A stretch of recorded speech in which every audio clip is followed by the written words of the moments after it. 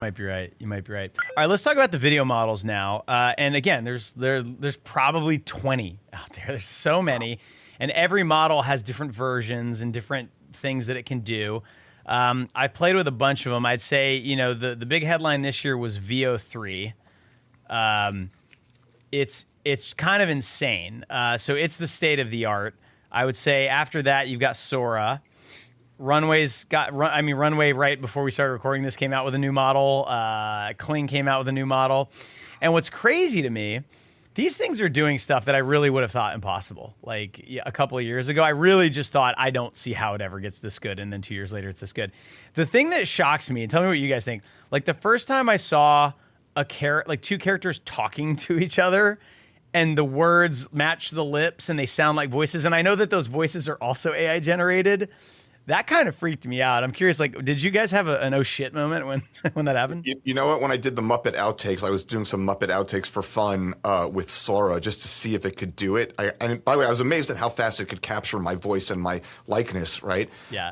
It turned like I just said here, I'm doing an outtake from a puppet show, and I said, like, I gave it some dialogue, and it nailed, not only did it nail the looks, but it got the subtlety of it just right. Now, the other 100 times I tried it after that, like trying to get it better, it got worse. But that, like every once in a while you put it in and just, it spits out something and you're like, holy crap. Like, I can't believe that it can do this. And that's the scary, to me, that stuff is scary because, not because I think about jobs and stuff, but because we cannot trust anything we see. And I'm constantly looking at videos with people with animals and saying, this lion, you know, we saved it, now it brought its cub to our house, and it drops the cub off. And I'm like, you know, like immediately you check and it's AI, but you could not tell visually that necessarily was. You have to have a brain in your head and say, lions don't do that. So, you know. Right.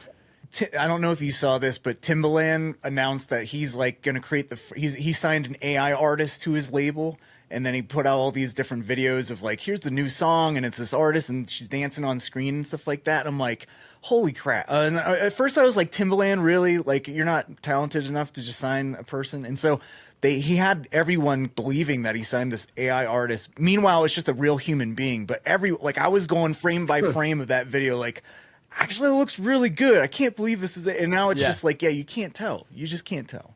Yeah. What's funny, this is off topic, but I was thinking about this the other day. I was talking with my wife, and I was like, you know, all this like image video stuff, you know, I've become a lot more comfortable with it because I know I've been using it a lot, and I know motion design intimately, and I'm getting more comfortable with AI, and I can see where the gaps are and where humans are for the foreseeable future, like, going to be a part of it. And I also just have this kind of optimistic outlook about how this is all going to turn out, which we'll talk about in a minute. The AI music thing bothers me 100 times more for some reason. Like, I hate it. It's fun and I play with it, but like the thought of like, oh, we don't need bands anymore. I mean, every single video I'm wearing a band shirt. Like, I don't know. There's something about that, and I haven't explored my psyche enough to really think about all the why. concerts you can go to that are just your computer, like standing in front of your computer now. That's, oh my God, yeah, it gives me a pit in my stomach. There's probably something there if I'm willing to explore it. We'll see. Okay, cool. So I mentioned Veo. Really, it has the same control issues as every other video generator, and I think that with video generators, this is going to be the hardest thing to solve, not just technically. I am convinced now that like these companies will figure out how to make video models that are 100% realistic and have film grain, and you can't tell. I mean, they're almost there. Some shots you cannot tell, especially if you composite a little bit, you grade it, add some grain. The hardest thing is the control. And, you know, this is something that we kind of touched on last year on, like, how much control do you really need before these become useful professionally? I mean, you know, for B-roll, you need a shot of it. You need a drone shot over the Giza pyramids. You're done. You have it now, right? But when it's B-roll and stock footage are, you know, B-roll is solved as far as I can tell. Even B-roll where it's like, hey, we shot in this location an interview and got the wide shot, and now I realize it would have been cool if we'd gotten some kind of close-ups of some of the neat stuff in this room, but we didn't. Generate it. Like, it will look exactly like the room. I mean, Veo 3 is that good. You can use Nano Banana to generate the first frame, and then Veo, like, well, I mean, it's solved, right? You still have to know how to do it. And you still have to have the idea and know that that's what you want, but it will do it. When it comes to, like, character animation and actors saying lines and stuff like that. I think it can do all of that and actually does it pretty well, but the nuance and the taste is not there. And that's where you really need that fine grained control, because that is some subtle stuff. And I don't even know what that would look like. Like what would the UI or the UX for that look like? I don't know if you've thought about that at all, Aaron. I kind of described like setting up a scene that I have in my head. I think setting up a scene where you have nodes for the different actors, for the dialogue. Yeah. But I think that I think that some of that subtlety is going to only come through large language models being integrated into this, and then being able to communicate some of your thoughts and having it understand what it is you're really trying to get out of it, and not just produce it, right? So I think that's the end. I don't want to say goal, but for that to work, you're going to need the ability for the thing to generate imagery, but also to have a real conversation with you. The same way that you would have it with an actor on set and explain to them, here's your motivation, here's why you're thinking this, and like have the AI be able to sort of characterize that into a person's actions and sort of subtle behaviors. Yeah, it really is. And I've heard this metaphor before that, if you're using AI for design, it's really like you're an art director. And you're trying to get a designer to give you something like you want. You're not telling them exactly what to design, but it's like, do something like this. No, that's not quite there. And I guess for what you're talking about, it's like being a director, right? Like you don't have your hand up the actor using them like a puppet, right? Like they're a human, and the cameraman's the same thing. Like cameraman's going to do what you tell him, but it's not going to be exactly maybe what's in your head, right? And you have to use words to get there. It's kind of an interesting way of thinking about working with a computer, but if you replace that with a person, that is how you work typically. Right. But the big question of, are you an artist, at this point, which I think, by the way, it's an interesting question, but does it even really matter? I just want to say that, I don't think if you type in a prompt and you get an image, you're not an artist. It's just not even hands down. That's not even a question to me. And I think that there are people who say, if you use any generative AI, you're not an artist. And that's also stupid, because what's the difference between me using stock footage from Action VFX or me using an explosion that I generated in AI? And the person's like, well, that's you're stealing. It's ethical. I'm like, time out. You're not wrong, but also that has nothing to do with the question, right? Like that doesn't mean I'm not an artist. That means I'm using something that is possibly stolen, and that's a good other point. But you can't say that anyone who uses any generative AI in their work is not an artist. That's just blanket. Doesn't make sense. Now, then there's good artists and bad ones. And we can talk about the Coca-Cola commercial and get into all of that. There's taste, and also the ability to say, hey, a truck should have more wheels than that kind of thing, We'll talk about that. So another honorable mention I would say is Runway. Runway was very early on these video models. I think they've been completely lapped by Veo, but what they've done is I think they've started to make more specialized models. So there's one, they have I don't know, probably 5 models, but they have one that's specifically meant for taking existing footage and adding things to it, which is kind of cool. And Under Armour actually used it for a commercial. And you've got these athletes running all over a field, and you've got fire streaking behind them. And they used Runway, and there's this great write-up. We'll link to it in the show notes for this. And, for something simple like that, as far as visual effects go, that's relatively simple. We're adding a line of flame, here on a soccer field or something like that. And, okay, traditionally, what would you need? You'd need an element for that, or you'd have to simulate it, but you'd probably just shoot something on black, or you'd find something. Then you'd have to composite it the right way. You probably have to roto out if someone goes in front of it. There's all those things you'd have to do. But all of those steps really, for something that kind of simple, you probably don't care very much. You want the right fire element, the right size and all of that, but you could find 10 of those and anyone will do. You got to roto it, but you're not excited about that. You got to composite it. There's got to be some taste there, but how you composite fire on something is kind of a solved problem. And now it's just you draw a line on the frame where you want the fire, and you type in, put a streak of fire there, and maybe you put a little reference image, and boom, it's done, right? And I really think that certain types of visual effects are going to be so accessible to people. And I think, I mentioned in my talk in Portland the idea of Jevons paradox, which I'll probably bring up again in a minute. But I think that if I was a VFX artist that does that kind of stuff, I might be worried until I realize there's probably going to be 1,000 times more visual effects happening. And maybe I can just focus on the cool part, which is how big is the fire? Where does the fire go? How much heat distortion is there? Should there be some smoke too? and making those decisions, actually executing it. Maybe you don't have to do for very. So I had an experience trying to pull off a visual effects shot with Aleph. And it's a really interesting story. I'm going to just kind of like talk about this because it's what's funny about it is that like I had to work with the CEO of Runway to make it happen, right? And in the end, it was fine, but not exactly what I want. Like, so basically, we wanted for our Puget Systems video. There was a comment where I said like, oh, it's like having the Predator. They're using the heat scanner. It's like having the Predator work at your like beta test your computer. And the camera whips to the side, and there's the Predator standing there, like he appears, like whatever. So I tried doing it with Aleph, and every time I did it, it was like I kind of know what the Predator looks like, and it kept giving me something that didn't look right. I was talking about it on Twitter, and the CEO was like, "Hey, send me the clip. Let's see what we can do here." And sure enough, they actually got a decent.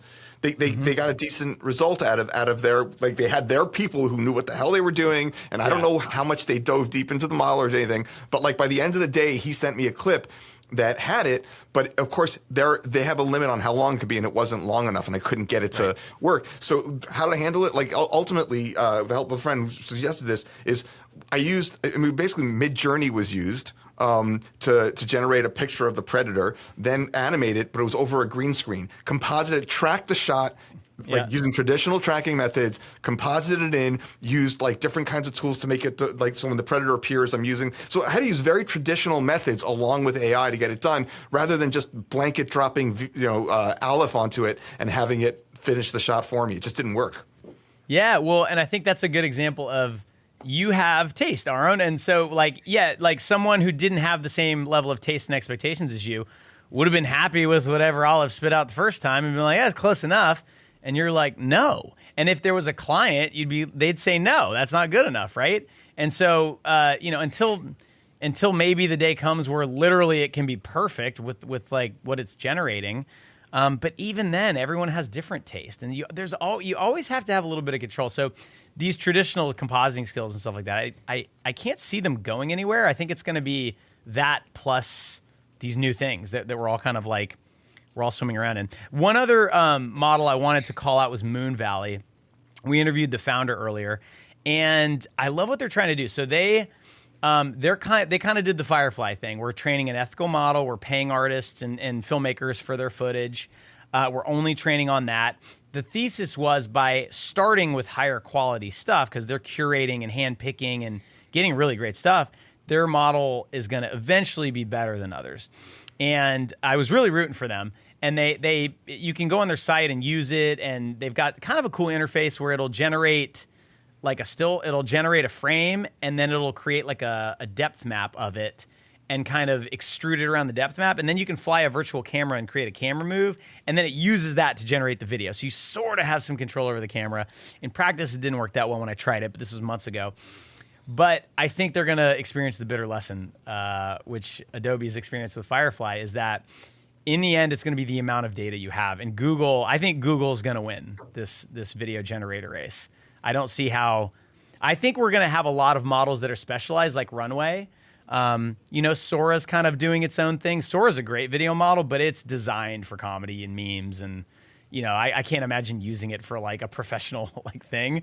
It's not really. I don't even think that's what they intend it to be used for. But I don't see how Google loses this. I think Veo 4, whenever that comes out, I think is going to be insane.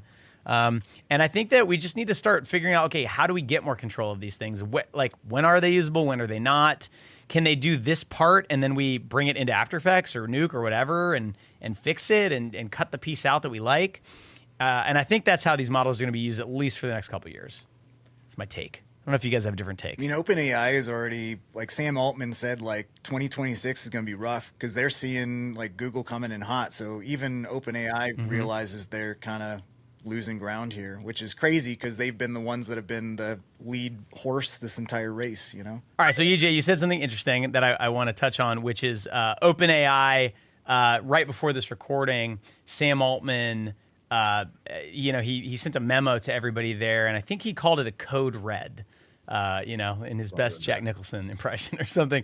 And basically what they're worried about is they're realizing that Google is starting to take their lunch money a little bit. So There's all these like benchmarks with models and stuff, and I think the newest Gemini beats ChatGPT on certain benchmarks. But I think I think the bigger issue that OpenAI has is a financial one. Google, as of now, doesn't need to make money on AI, right? And no one's making money on AI. These big model companies are not making money. OpenAI, I heard a crazy stat today. They've been burning billions of dollars every year, but they're projecting by 2028, I think they're going to lose $76 billion that year, right? So, it's just a money furnace. But investors were giving them money because they thought, well, this is obviously going to be the winner in the AI race. Look how great all their models are. Google caught up very, very quickly. And I think as far as motion designers are concerned, it's not going to make a huge difference because, OpenAI is not really making tools for artists. They're really focused more on the LLM side of things. Yeah, they have a video model. Yeah, they have Sora, but neither of those are really, they're not really designed to be kind of like artist-friendly creative tools, right? The more interesting thing is, eventually these tools are going to have to make money. Like maybe you can run them at a loss forever. I don't know. But right now, I think they're astronomically expensive. And the biggest issue that's creating right now, I don't know what that'll mean in the next few years, is that in order to use all these tools, you have to buy credits. Midjourney's a little different in that, you have a certain amount of generations. It's not really clear what that is. If you make too many, they'll tell you have to wait like till the next day or something like that. With VO and with with all these other ones, even Nano Banana, you have a certain amount of credits. You're paying a provider for credits, and then they're like with Weavy, you get 5,000 credits on the plan I'm on, and using Nano Banana, it's 15 credits. Using VO3 to generate a video is like 120 credits, and then if you're not, you got to buy more. Adobe's doing the same thing, and I already mentioned how crappy it is to be in Photoshop and you want to use the Harmonize tool, and you have to think, how many credits do I have? How many is that going to use? If I'm using Content Aware Fill, that uses a certain amount, or Generative Fill. So, maybe we can start there. Do you think that's hurting adoption of these tools? I mean, nothing else we use works that way. Like if you're buying a stock model or something, you're used to paying for usage, but not for a tool, right? Isn't that weird? I kind of talk about this in my predictions where I think if there's a different story to the first half of 2025 and the last half here, where it was all the hype, and then it's like the check has come, and it's like, well, this isn't worth it, and this is why all these companies' stocks are tanking as well, because these investors are thinking the same thing. And so that's the thing, is no one talks about the cost of like what it actually takes to get a decent generation. Aaron, you were talking about how with using the Sora social media thing, like you created this really great TED talk using it, but you're like, I made 100 videos, and like it's free for right now, and that's how they get you, right? It's like, here's for Google Nano Banana for Firefly, they're like, oh, you can do this for free, unlimited until I think it's still going for like the next week of December. And that's the thing, is like when you actually use this in production, like an actual artist trying to get generations, like it's just too expensive. So it's like, I would rather spend my time making it from scratch. I know what I'm going to get. I'm going to get something that's usable versus spending time and money and being left without, holding the bag. Yeah. So, for what it's worth, on that particular video, which I made, so for just 1 month, I went absolutely crazy because I was working on another project. I wanted to see, I was using it for something else entirely, but I ended up spending like $200 on the tier for that gives you so I got 100 generations a day, and I used 100 generations. I used that entire day's worth of stuff to make this 3-minute thing that was a total of 19 clips, right? The costs are astronomical right now to do it, and the problem is that each time you do it, you really just don't know if you're getting any closer to the end result that you want. And it was frustrating because, actually it took 2 days because, I used up some other stuff in that morning, and then I ran out of time, so I had to wait till the next day to finish this thing if I didn't feel like spending a crazy amount of money on more credits, right? It's just a pain. Yeah. I think that's going to come, I think in the end, artists are going to have to, at least in the short term, get really good at knowing when it's worth it and when it's not, you know? Because sometimes it is going to be worth it. I mean, if you're a studio and your artists are getting good at this and using tools like Weavy and stuff like that, it may make sense to have a $200 a month subscription so they can essentially generate whenever they need to. If you're a freelancer and you're thinking, maybe I can do this job faster, well, a $200 a month subscription is a lot. And if you're not sure you can do it faster, and if you get halfway there and you're like, God, this, first of all, it's boring. Like, you know, if you're like, using Sora is boring. Like, it's fun to watch the thing it makes. Yeah. But like, you're copying and pasting the same prompt in 100 times, I'm guessing, and changing the dialogue. And when I was done, I don't know about you, but when I was done making stuff with Sora, like, as fun as the results were, I felt completely bereft of any enjoyment. Did you feel dirty? You felt a little dirty. A little bit dirty, yeah. You know, I mean, like a little dirty, a little bit like depressed because on the one hand, I was depressed because yes, you know, like I had no creativity whatsoever involved in this outside of just the idea of it, but also that like it kind of bums me out that you can make stuff this like you can generate something that looks cool, and I can't necessarily do that in Unreal myself. That looks as cool as that, but that, you know, it's 5-second clip, right? Yeah. You know, but it bugs me a little bit that like I can't use the current tools with the knowledge that I have to do it, and the only way to do it is to put it into a black box, and that really bummed me out, man. Yeah, and you know, and I mean, that aspect of it is still a total slot machine. You have no control over, like, you know, I mean, it is pretty amazing how close to your likeness it gets sometimes, not every time. Mm-hmm. Again, like a slot machine. Yeah, and so I think that leads into probably like a big topic we need to discuss, which is like the vibe shift, right? We talked about it last year, and I started sensing the vibe shift. Like, okay, I'm hearing more people talk about AI, so maybe it's becoming okay. Like the Overton window is shifting, right? Is the term I always hear on like political stuff. So I think this plays into two big things. One is just the FUD around AI, okay? And just kind of like, just to kind of label something, I really do think that if the three of us did not have social media accounts and never looked at social media, we would probably feel very differently about, you know, there'd probably be less pessimism. I don't have much pessimism, but there's some, you know, and so I think that's part of it too. I think that the loudest voices are always the most negative ones, right? But this year, the vibe shift has been palpable. And a lot of our guests mentioned this, that, you know, even their clients who are still thinking AI makes things cheaper are starting to realize it doesn't really. PJ actually said it makes it more expensive in a lot of cases. Yeah. And they've had to redo things other studios did or other artists using AI. They had to just redo it because it wasn't good enough. And then artists are having this reaction of, oh, it really isn't good enough, so I'm still needed, right? And I think that you can go too far. Like you were saying, Aaron, you can go too far in either direction. Like, this solves everything. I don't even need to learn After Effects or how to composite or anything.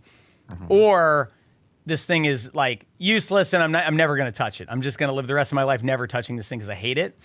Somewhere in the middle is the right answer, right? I'll try to be reasonable here. I'll play the devil's advocate as well.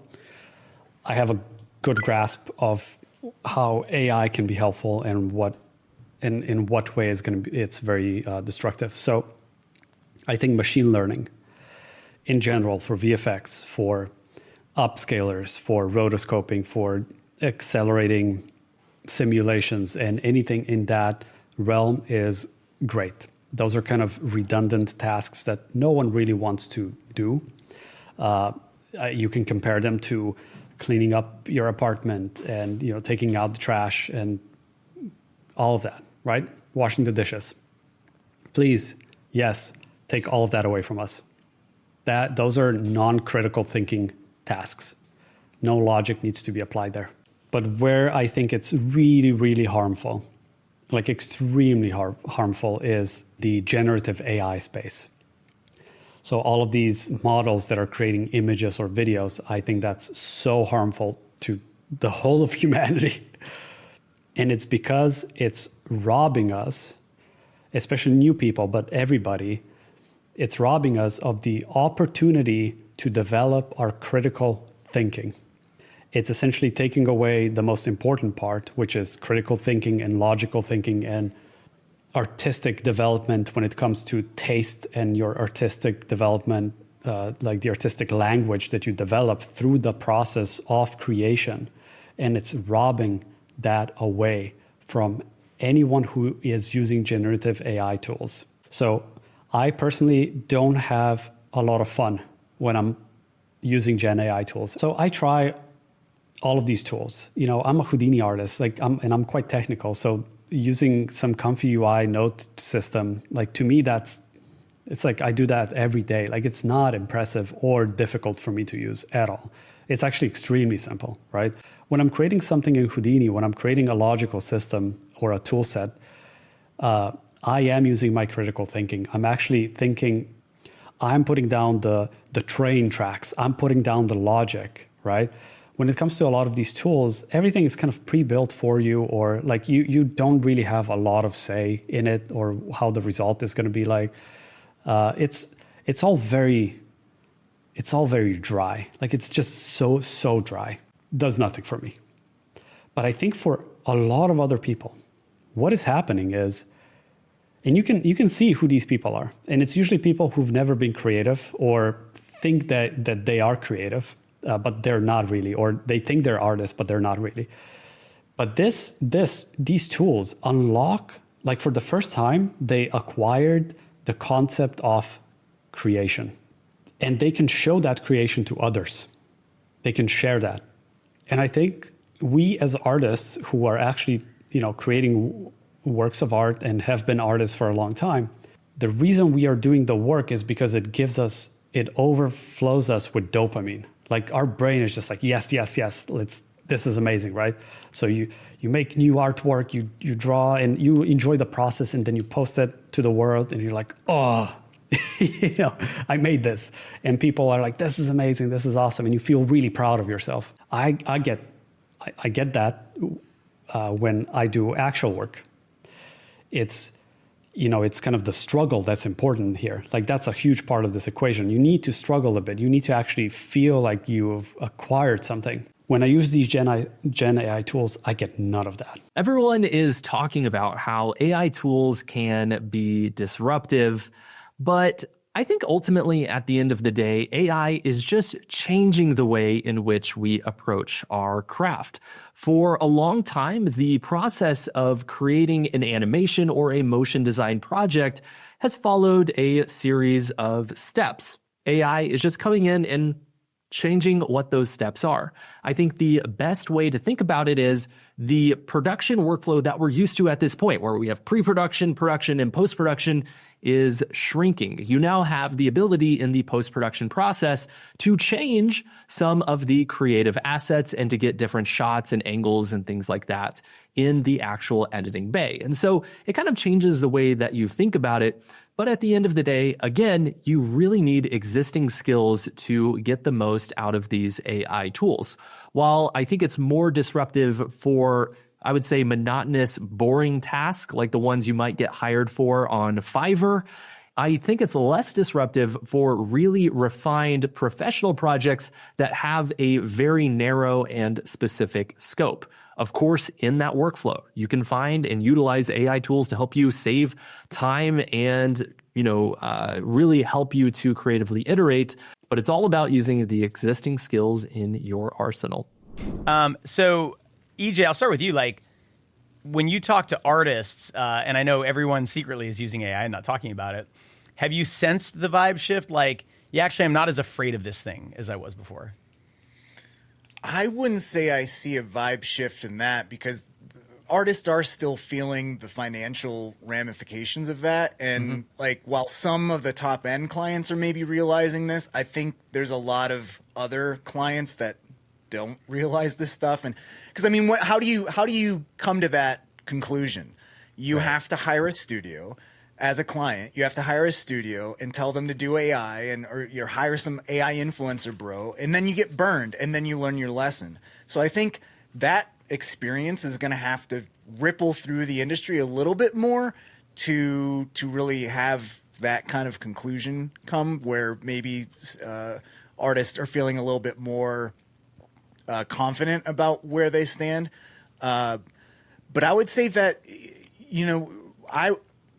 I think artists are already finding the ways that they're using AI that's really helping them out. So we talk about Move AI, and there's already like Firefly and stuff like that. I think those are like the less sexy ways to use AI, like because you talk about social media. If it's not hyperbole, and if it's not trying to get a lot of engagement, like it's just not sexy. So things like Move AI, you're not talking about Move AI or Firefly in terms of GG artists, da da da. Yeah. And if you're not talking like that, no one cares. So there's all the actually helpful stuff that needs to be talked about that isn't just because it doesn't, it's not hype. It's not a big deal. And so it's the same thing with like the Blender and the C4D stuff. It's like, well, it's not that sexy to talk about, hey, C4D is easy to use.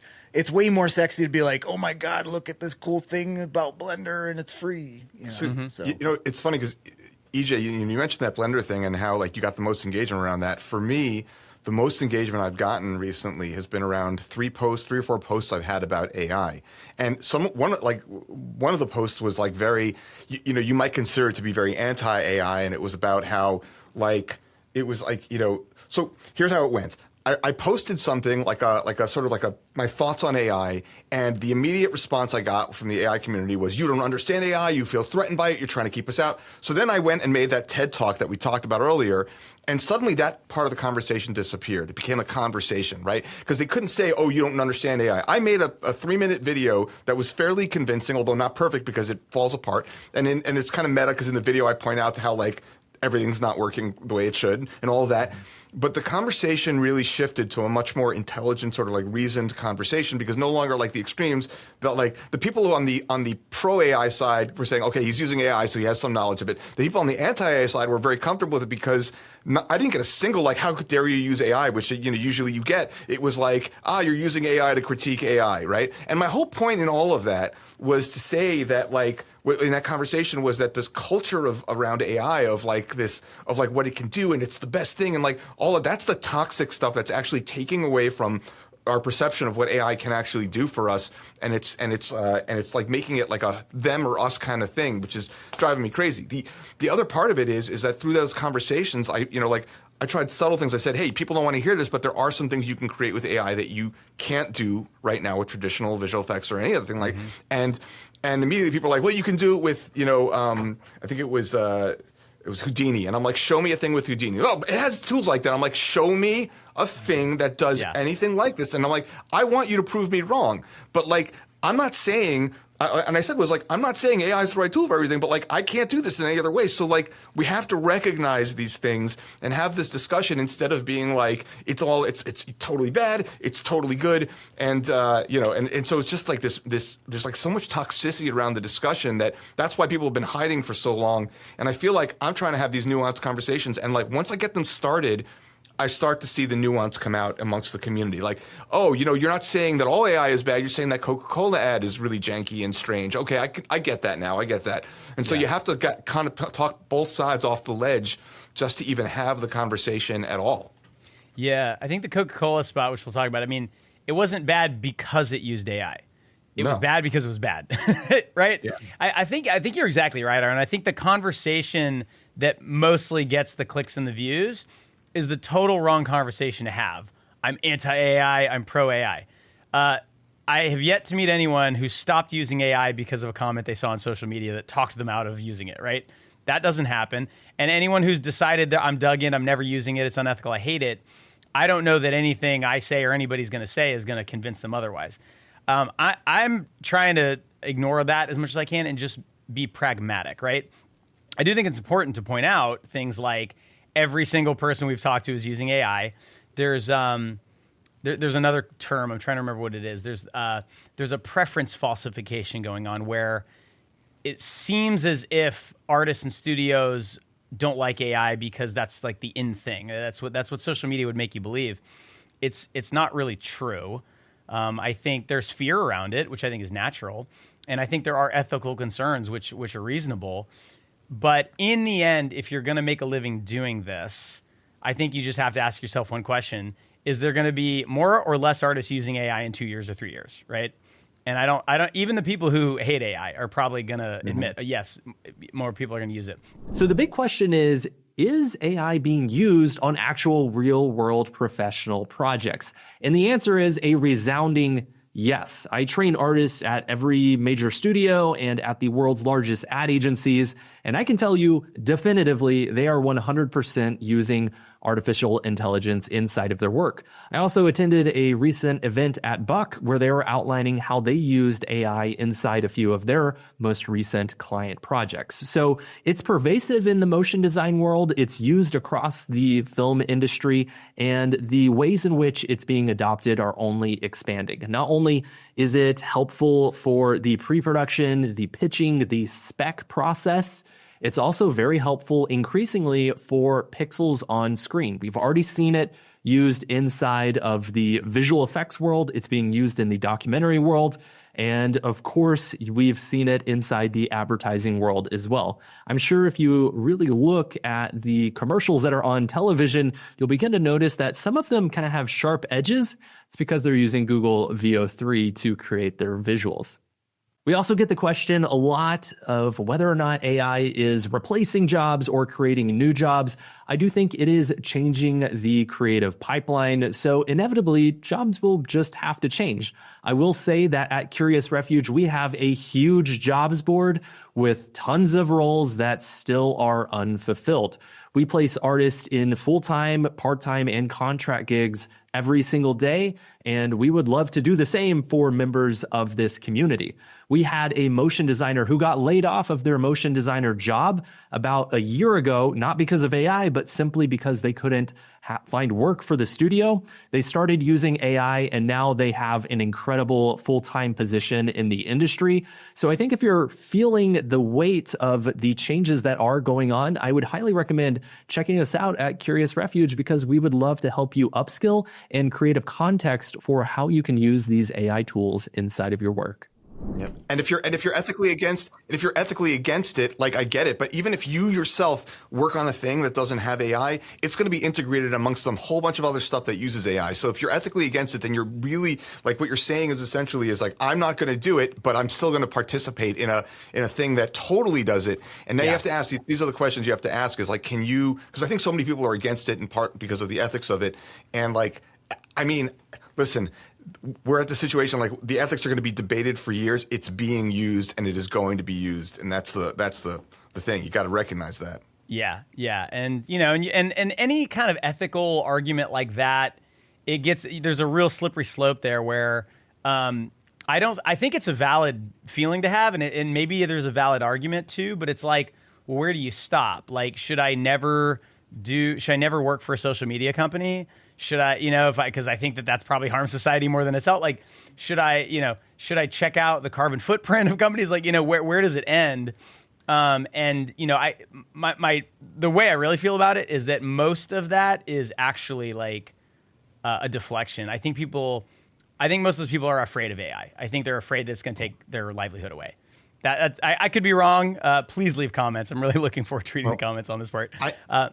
Joey, I would say that one of the most interesting conversations I had with were these AI, let's not call them influencers, because these are not the people who are like, you have to use AI for everything, but they're making art with AI. I had a conversation with them. Like, it was just a great, really eye-opening thing where they were like, someone posted something that said, we've been kept out of art for so long and whatever. And I was like, hey, nobody kept you out. Like, for the last 20 years, There's been free resources online, there's free software. And they're like, no, see, you don't understand. Like, that's because you have talent and that's because you have time. But I don't have time and talent, and I still want to make art. And I realized that, like, so much of like this culture of getting it, of why it's so awesome is because these people who really, like, they acknowledge, like, I could never make a picture in my life, and I don't have any, and I certainly, even if I could, I don't have the time to learn it, but this allows me to do it. And so they don't even, like, I think on the one hand, they don't know what they're missing out on. The creative process can be so freaking rewarding, right? You get so much, like, I learned so much in that process, and that's what actually, for me, gives me the joy. But for them, it's not about that. For a lot of these people, it's just about creating an image. And Listen, and if you guys ever watch The Daily Show and Jon Stewart pulls the camera up and he has a nice little talk? Yeah. I need to do that for a moment. Joe, I'm hoping you can expand my space on screen for just a moment. I want to say this. Okay, guys, listen. I know that like you want to create stuff and like there's all this like anti and positive and anti AI sentiment. But here's the thing: you want to create art, do that. But the way that it's going to work in a professional setting is you're not going to be prompting. You're not just going to need to know AI. As much as those tech bros want to tell you that all you need to know is AI, that's not how it's going to work. Make your art. Don't let anyone tell you it's not art. Just do whatever you want to do. But recognize that the way that things work in the industry is that this stuff will slowly get integrated into professional workflows. And it doesn't matter how much experience you have using AI, you're going to need to know things like lighting and composition and animation and things like that that will help you to do this, because otherwise no one's going to hire you. So if you want to use AI, great, but you will not be able to use it alone professionally for quite a while in a real production environment. So learn some stuff about animation and visual effects and all the things that matter so that you can actually tell the AI what you want in an intelligent way and get better results. Yeah. AI doesn't have taste, right? Like it can produce things that are tasteful, but it's an accident when that happens, right? There's no mind in there evaluating this is tasteful, I'll show it to the user. That's not happening. You still have to have the taste. And that's why I think, I think taste is going to be it's going to be used a lot on School Motion Channel. The truth is AI tools are only going to get better. And so as artists, very similar to whenever the computer became popular, it's just up to us to learn how to use these tools to help with our creative expression. Of course, you can type in a prompt and get something in return in the same way that you could use a Canva template to create a graphic design project and get something in return. But that's going to be very generic. At the end of the day, it's all about your taste and storytelling.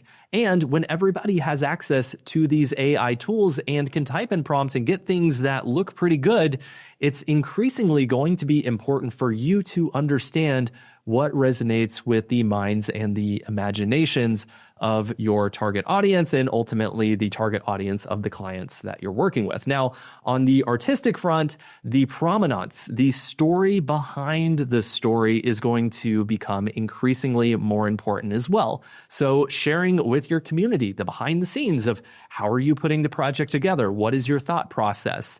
That is only going to help to increase the value of the piece you are working on. And I think we are going to have a big resurgence and a big escalation in the value that we put towards art that has human hands tied to it. But taste, taste, as important as taste is, just remember that like all of this AI stuff is built on the work that other artists, if we're arguing that it's built on the work other artists have done, that means speaking the language of an artist, whether it's a filmmaker or a graphic designer or a director, any of that stuff, like you need to know that language because the AI can produce better results from somebody who has experience doing this stuff in the real world and understands how lighting, a little bit of lighting change can change a mood, or how, so it's like partially taste and it's partially the knowledge of how these things work to create a final result. So like you could say, make a picture of a dragon and it might make something awesome, but sometimes it won't, and you won't know why it doesn't look good and you won't be able to direct it to make it better. That's the key. Yeah. I just see too many parallels to the NFT conversation where you had so many people that are like, oh, it's all about the community, it's all about the art and da-da-da. And once the money wasn't there, that went away. Crickets. So that person that you're talking about, how it's like I totally get, listen, if you have always wanted to create art, like everyone is creative. Like everyone has an ounce of creativity in them when we're all children and stuff. And then that's beat out of us for the rest, most of us, right? So I totally get the joy. Someone with zero artistic talent and, zero time can like create stupid memes and stuff like that. That's great. But the person you were talking to, it's on social media. And the point about social media is to get engagement and likes. And I guarantee that person loves to create that stuff because they get engagement. And once that goes away, if that person is really honest with themselves about, I have always wanted to do this, and they're actually getting joy out of the process, if the likes go away and no one's seeing it, like, are they still going to do it? I doubt that person, because it doesn't sound like that person specifically is in it for just the enjoyment of it. It's for the likes. It's for the engagement. It's all it's the NFT bros. It's the crypto bros. it's just all the bros. Yeah, and I wish we could ignore all the bros and all the young people who are who don't have the time to learn art and just are making stuff with AI and stop making it about that, which we are doing too much of. There's a lot of like, you're not an artist. I don't think by prompting you're an artist, but I don't care enough to tell somebody that they're not. Like, I'm not wasting my time and energy on that. You don't know what you don't know, and you believe what you believe. All right? This is Urban Bradesco original quote. And this ties into my next point, which is the CEO of Google AI. His name is Mustafa Suleyman. He said in a tweet that he can't believe that people are so underwhelmed and unimpressed by this technology that, AI can generate any image and video is just mind-blowing to him. And I was sitting there, I was like, so this guy is the CEO of Google AI, right? And he's saying this. And to me, it just shows how much, he doesn't know. I'm sure he's a really smart guy, but he probably doesn't know what he doesn't know. He should go into a big studio, like where they do actual proper stuff, and be there for a few weeks, and people would explain to him and show him that we've been able to do really good CGI and VFX with the current tools that we have for a really long time now. And it looks, and maybe I'm going crazy, but like freaking Davy Jones in Pirates of the Caribbean looks so freaking good. And all of these movies like The Matrix and even freaking Jurassic Park and all of these movies.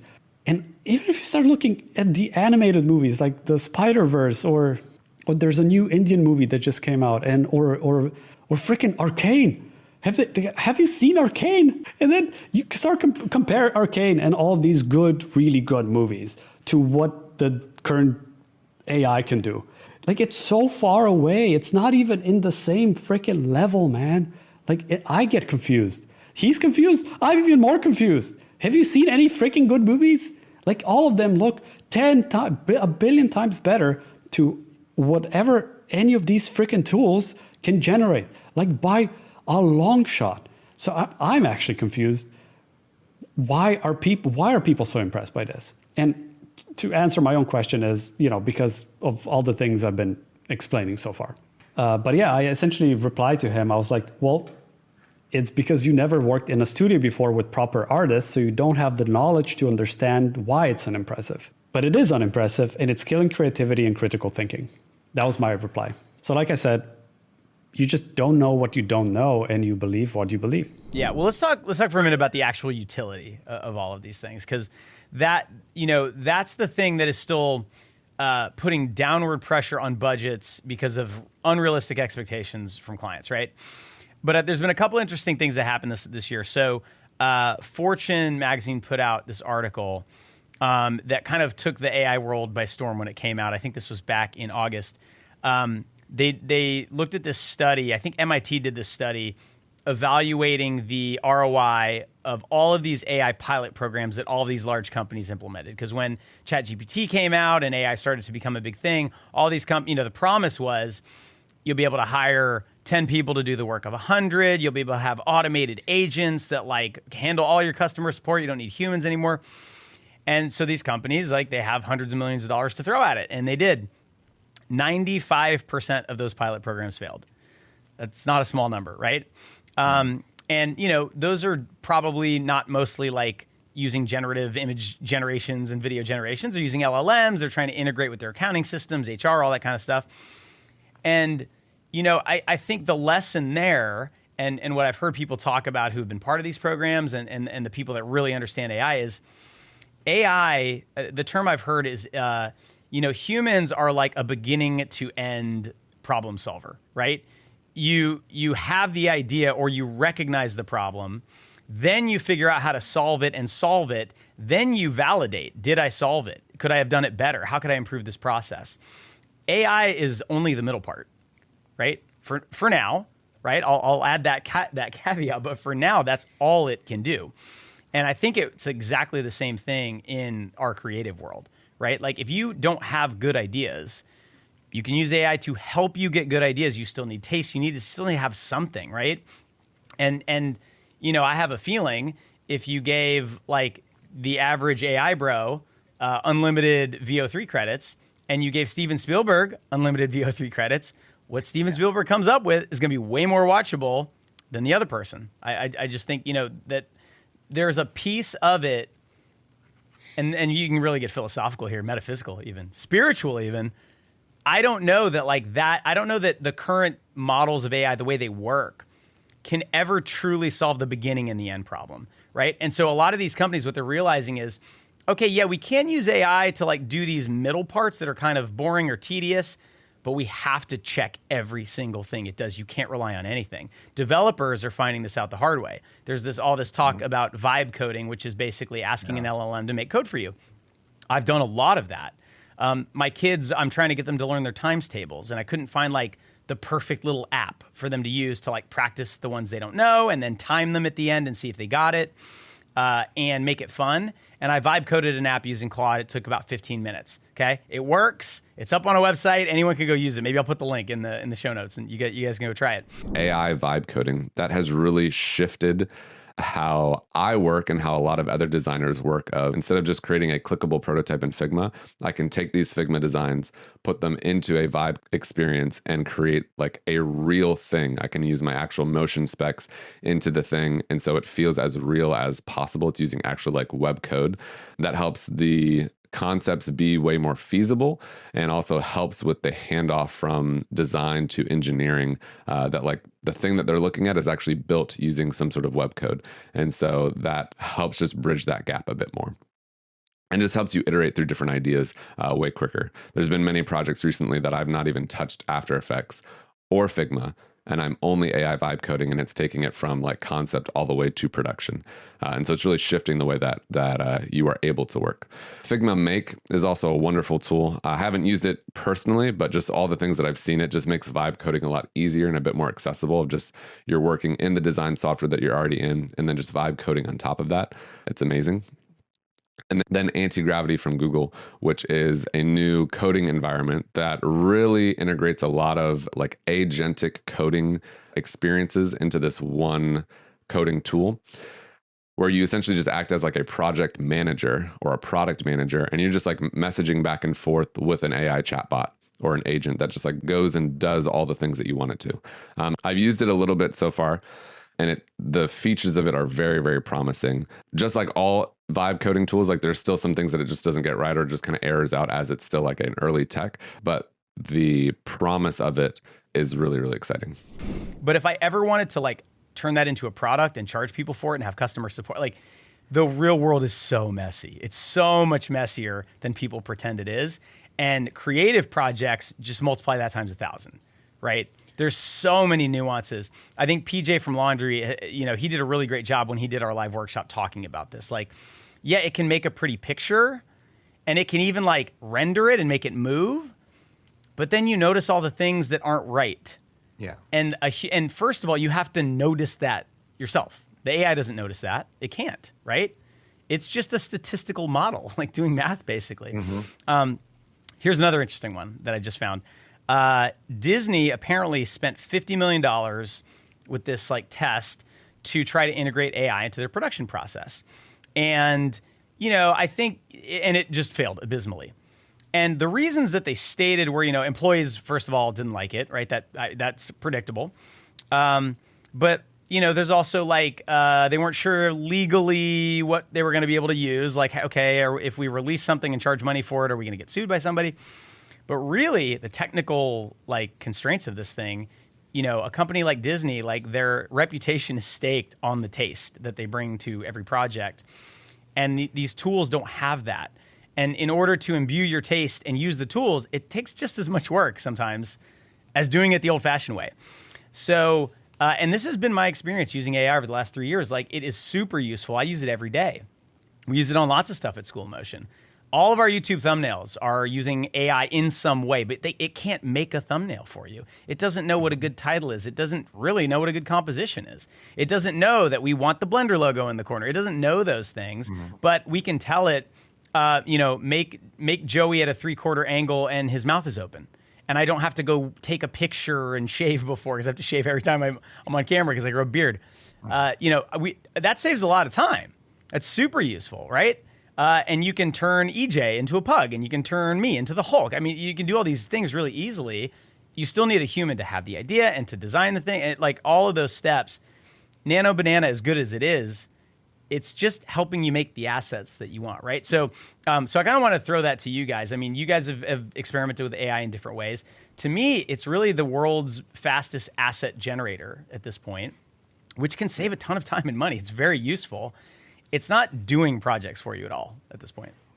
You know, when Seth and I would work on films together, we would have this process at the beginning where we joke that like, when people are like, that's a great idea. We're like, yeah, you should hear all the bad ideas. We would throw out bad ideas until we stopped having bad ideas and then started having good ones, right? And like AI is the fastest way to find out what you should not waste your time on. And in fact, one of my friends, she's the showrunner for a TV show that was on Hulu last year, and she wanted to like have at the end have this thing with her dog and all this stuff. So I just very quickly mocked it up in Midjourney, and she's like, oh, I don't want that at all. That's terrible, right? Like, and it wasn't the picture was bad. It was that like once she saw the concept, she's like, no, I don't want to do that at all. Right. So like it's a great way to, you know, throw stuff out. But like the brilliance of like, listen, the thing, not brilliance, but the thing about when you have limited resources, you know, you spend the time making the best things because you only have so much time. When you have unlimited resources and the ability to iterate on everything, you get a lot of bad stuff. And that's what this stuff is very good at generating a lot of content, but a lot of bad content. And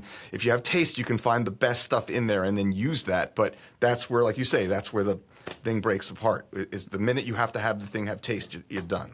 Mm-hmm. Know the part where the client's like, I know what I want, like when I see it. Like, I think this is the biggest win for artists, is that you could put a lot of stuff in front of a client's face and get to the right answer quicker.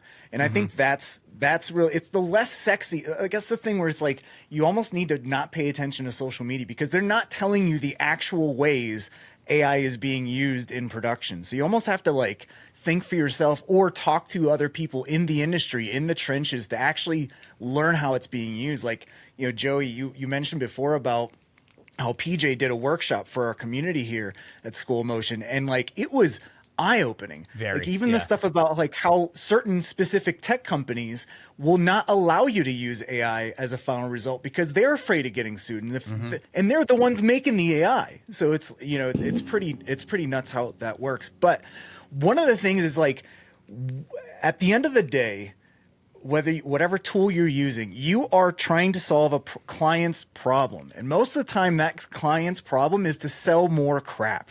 So, for example, the Pepsi or the Coca-Cola ad, which might be a really good Pepsi ad if you think about it, like that's just selling sugar water. Yeah.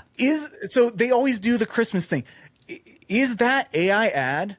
Is that probably achieving their goal of, at least you're talking about it, like maybe just because you see it, like I'm thirsty for Coke. That's probably achieving a goal, right? They're probably selling as much or maybe more, maybe not. I don't know. I don't know. There are statistics, EJ, about how people trust companies less when they use AI in their image generation stuff. Like there's some strong statistics to say that people like even if they like don't care about the quality of the image, knowing that it was AI actually makes them trust the company less.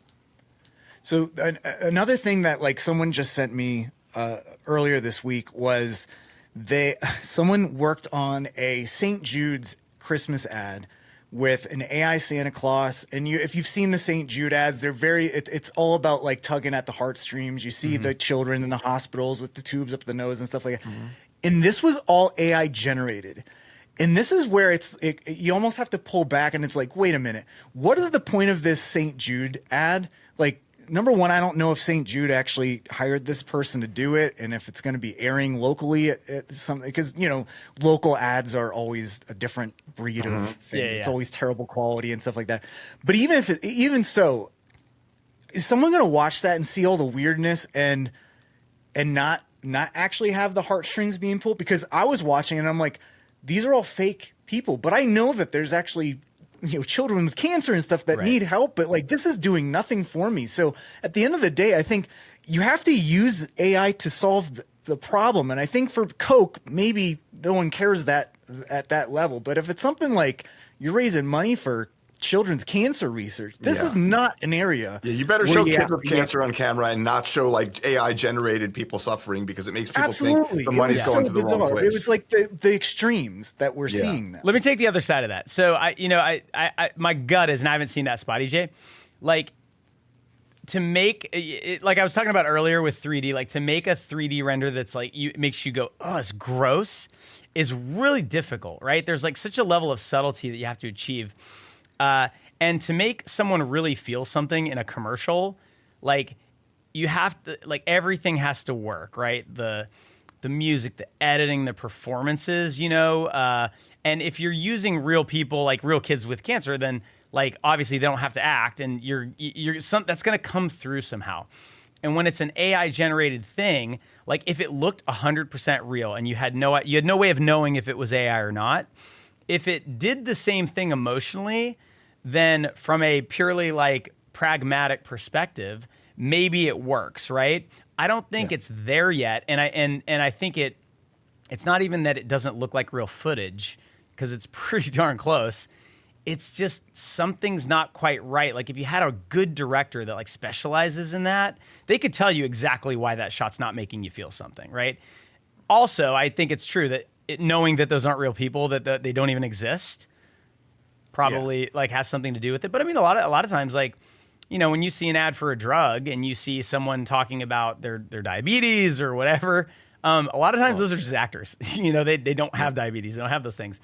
But if they're good actors, when you go see a movie, you see Al Pacino in Scent of a Woman, he's playing a blind person. He's not blind, right?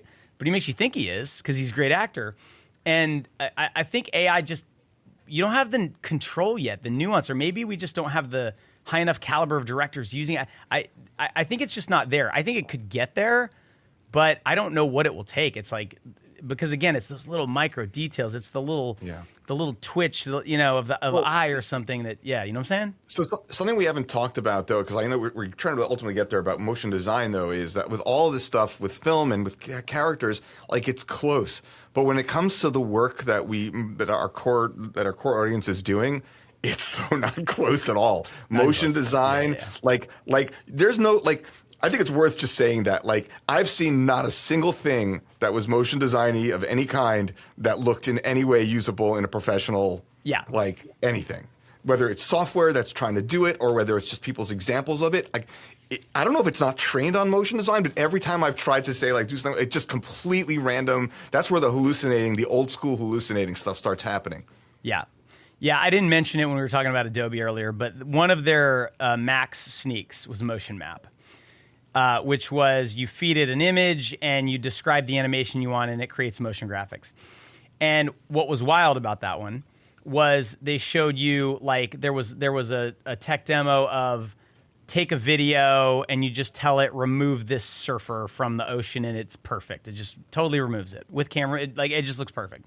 Whoa, the Gaussian splat thing. Whoa, Project Graph. Holy crap. Then they showed that thing and it is awful. Like, and, I mentioned I don't want to pick on Lottie Lab, but like they released this Figma AI animation tool. It's terrible, right? I don't know why those things are so far behind. Maybe they just haven't put the resources into it.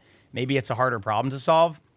2D animation is, with some exceptions, I've seen some like 2D animation that looks like a cartoon where it's pretty darn good. And there's very elaborate techniques like these AI wizards using Comfy AI. They can make it looks like, 12 frames a second animation on twos, they can do that now. But when it comes to the abstract, stuff that like when you hear motion design, MoGraph, that's what you think of. I haven't seen AI do anything that looks good there. I'm not confident enough to say that won't get solved too. But again, you can give me the same design as Jorge from Ordinary Folk, and he's going to make it move better because he's just got that taste. We probably know a similar amount of After Effects, and I know the graph editor really well, but he's got that level of, he's got that eye and that taste that I don't quite have. And I think that's in the end, that's what's going to make a difference. It's going to be the artists using these tools. Joe, I think it's what we're seeing with the AI stuff is that it's the more realistic stuff that is looking really good versus the super stylized and super abstract. And I almost wonder if that's just due to the fact that, like, think of how much video training data that AI has versus like MoGraph stuff. Like MoGraph has only been in existence for what, maybe 20, 25 years at this point. So there's just a limited amount and it's so abstract. But to get anything VFX, or there's just so much real world footage and stuff there's rules that are applied to those things that aren't necessarily applied. Right, that fire behaves a certain way. What motion design is, let alone like fire behaves a certain way, water behaves a certain way, but then you're like, how do squares behave when they're moving in a motion design environment? And how it's it's true. That is actually a really good point, is that the data is probably not there to even train the AI on right now. If you get into the right pockets of community and discussion, there's been something really wild that's been happening. At the time of this recording, which is a bit before this is being shared with the world, there is currently a major tech giant who has every staffing agency in existence all on a hunt to find hundreds, possibly thousands of artists to do a 6-month contract to generate material that will be used for training AI systems. And this is fascinating to me for a number of different reasons. I mean, you could, there's a whole argument or discussion to be made for, are you going to work for this company for a certain number of months and you're going to be building the, Death Star that will be wiping out the planet that you came from, right? There's also just something fascinating to me about a single brand consuming this much of the freelance marketplace. Like, I remember 15 years ago, if PSYOP was making a Coca-Cola Super Bowl commercial, like, it made it tangibly difficult to find freelance artists because, they had to hire 45 artists at the same time to work on a project. And it was like, oh my gosh, there's now an industry-wide drought of talent. What I'm hearing about is, 600 to 1,000 artists in the United States alone and more internationally. That could have really weird implications to have that many people just sort of like in a Thanos snap, like disappear off of the freelance market, and could make the first half of 2026 like an especially odd high demand time for the industry. And then probably even more unsettling will be when that Thanos snap is undone and this contract all ends and 600 to 1,000 people are puked back out into the freelance market all at the same time, all desperate to figure out what their next gig is. So there's some possibly unsettling things that are just happening around like the scale of these giant projects and initiatives that, right now it's, we hear a lot about data centers and the scale of data centers that need to be used to make AI tools even work in the first place. And this for me is the first time that I'm hearing about this like human component happening at this sort of scale. And so it just gets my wheels turning and makes me think, well, interesting, if they do that, does that mean this is the last motion design gig ever? Or does it mean that every year they're going to have to do this because styles are evolving and updating and we need to keep up with them? And does that mean that that's maybe even the trajectory that the industry is on at large, which is less about we're creating the project and more we're all working and using our creative ability to train the tools themselves? So let's talk about the the Coke ad a little bit more. So it apparently took 70,000 generations to make that. Yeah. And I found an interesting thread on X about it, where an artist chimed in who had worked on the PSYOP. I think it was called the Dream Factory or the Imagination Factory. It was like a famous Coke spot from like, I don't know, probably 15 years ago, the heyday of PSYOP. And they were commenting that like, they weren't as, they said it sucked, obviously, right?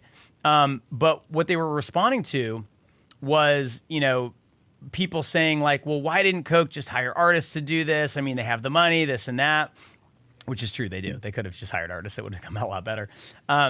But the point that this person made was basically that like, hey, I worked on a spot that was like a similar sort of like prestige thing for Coca-Cola back in the day. You would not believe the amount of money and resources and time that it took. And so I think that Coke, like a lot of these clients that have unrealistic expectations, they're trying to get more bang for their buck, right? Like in the end, that's what they're hoping this turns into. And it's never going to get to where they want. They want it to be like, I prompt it, make me this year's version of the Santa Claus ad, and it just does it. I'm not sure. And people on our podcast who are building AI models don't think that will ever really happen. You're not going to get something good from that. But I do think that like, we're probably going to have to meet the clients somewhere in the middle. Like, okay, well, if you really do want this to be faster and cheaper, here is how AI can help us do that, okay? So we're still going to need a 3D model of a truck because otherwise it's going to have 8 tires, it's going to have 16 tires, it's going to have 40 tires in this shot. But what we can do is if you want to know, well, what is the truck going to look like, we can concept that out really fast.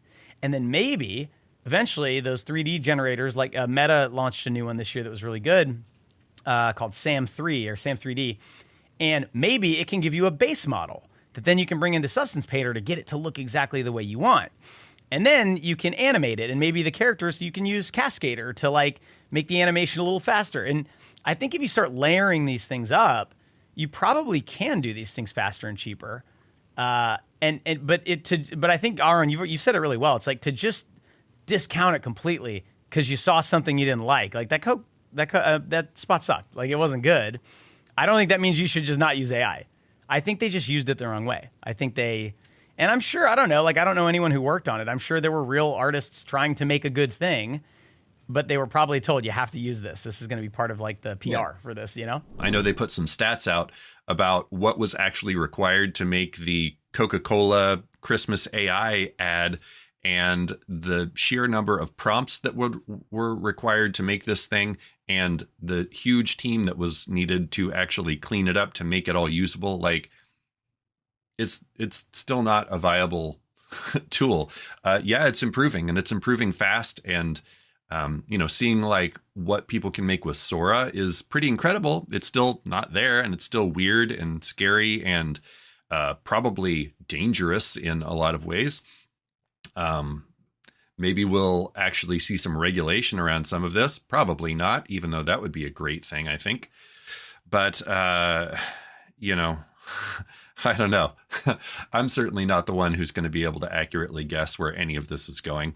I was going to say, it gets to the point like that Adobe Sneak where I said that, Wes actually fed in the exact guitar model and the exact furniture he wanted in that scene. Like, you can actually hire an artist to make the exact model of that truck, the Coke truck, and the exact actor that you want dressed as Santa, and the exact animal models and stuff, and all feed that in, and then it's like Cascader. You just like, it's all automated now. You have that truck driving through, and it looks exactly like that model that you wanted with the exact amount of tires. That's realistic, Yeah. I think so much of that debate around the Coke thing was people artists responding to that, mostly that it was bad and having logical reasons, although there were people who were like, it's bad because it's AI. Again, I kind of discount that. Yep. And then the AI, like, evangelist saying, you don't understand AI. That's like, and what's interesting is that like Coke released they said it's 70,000 generations. It was a lot less people, and they were really touting that, but they did not talk about how much it costs. Like, if they were like, it makes me think it did not cost much less than it would have cost to do it the other way, because otherwise they would have said we also saved, like, because they're already bragging about using less artists, so like, why not go the full way and say it costs less money, right? Like, if they're talking about the efficiency of it. So 70,000 generations is not cheap, right? I don't even know what that comes out to, but it's not cheap. And maybe years ago that the artists talking about how that they could have done that, like, it would have cost astronomical, but I suspect that with something similar, they could have gotten something pretty good.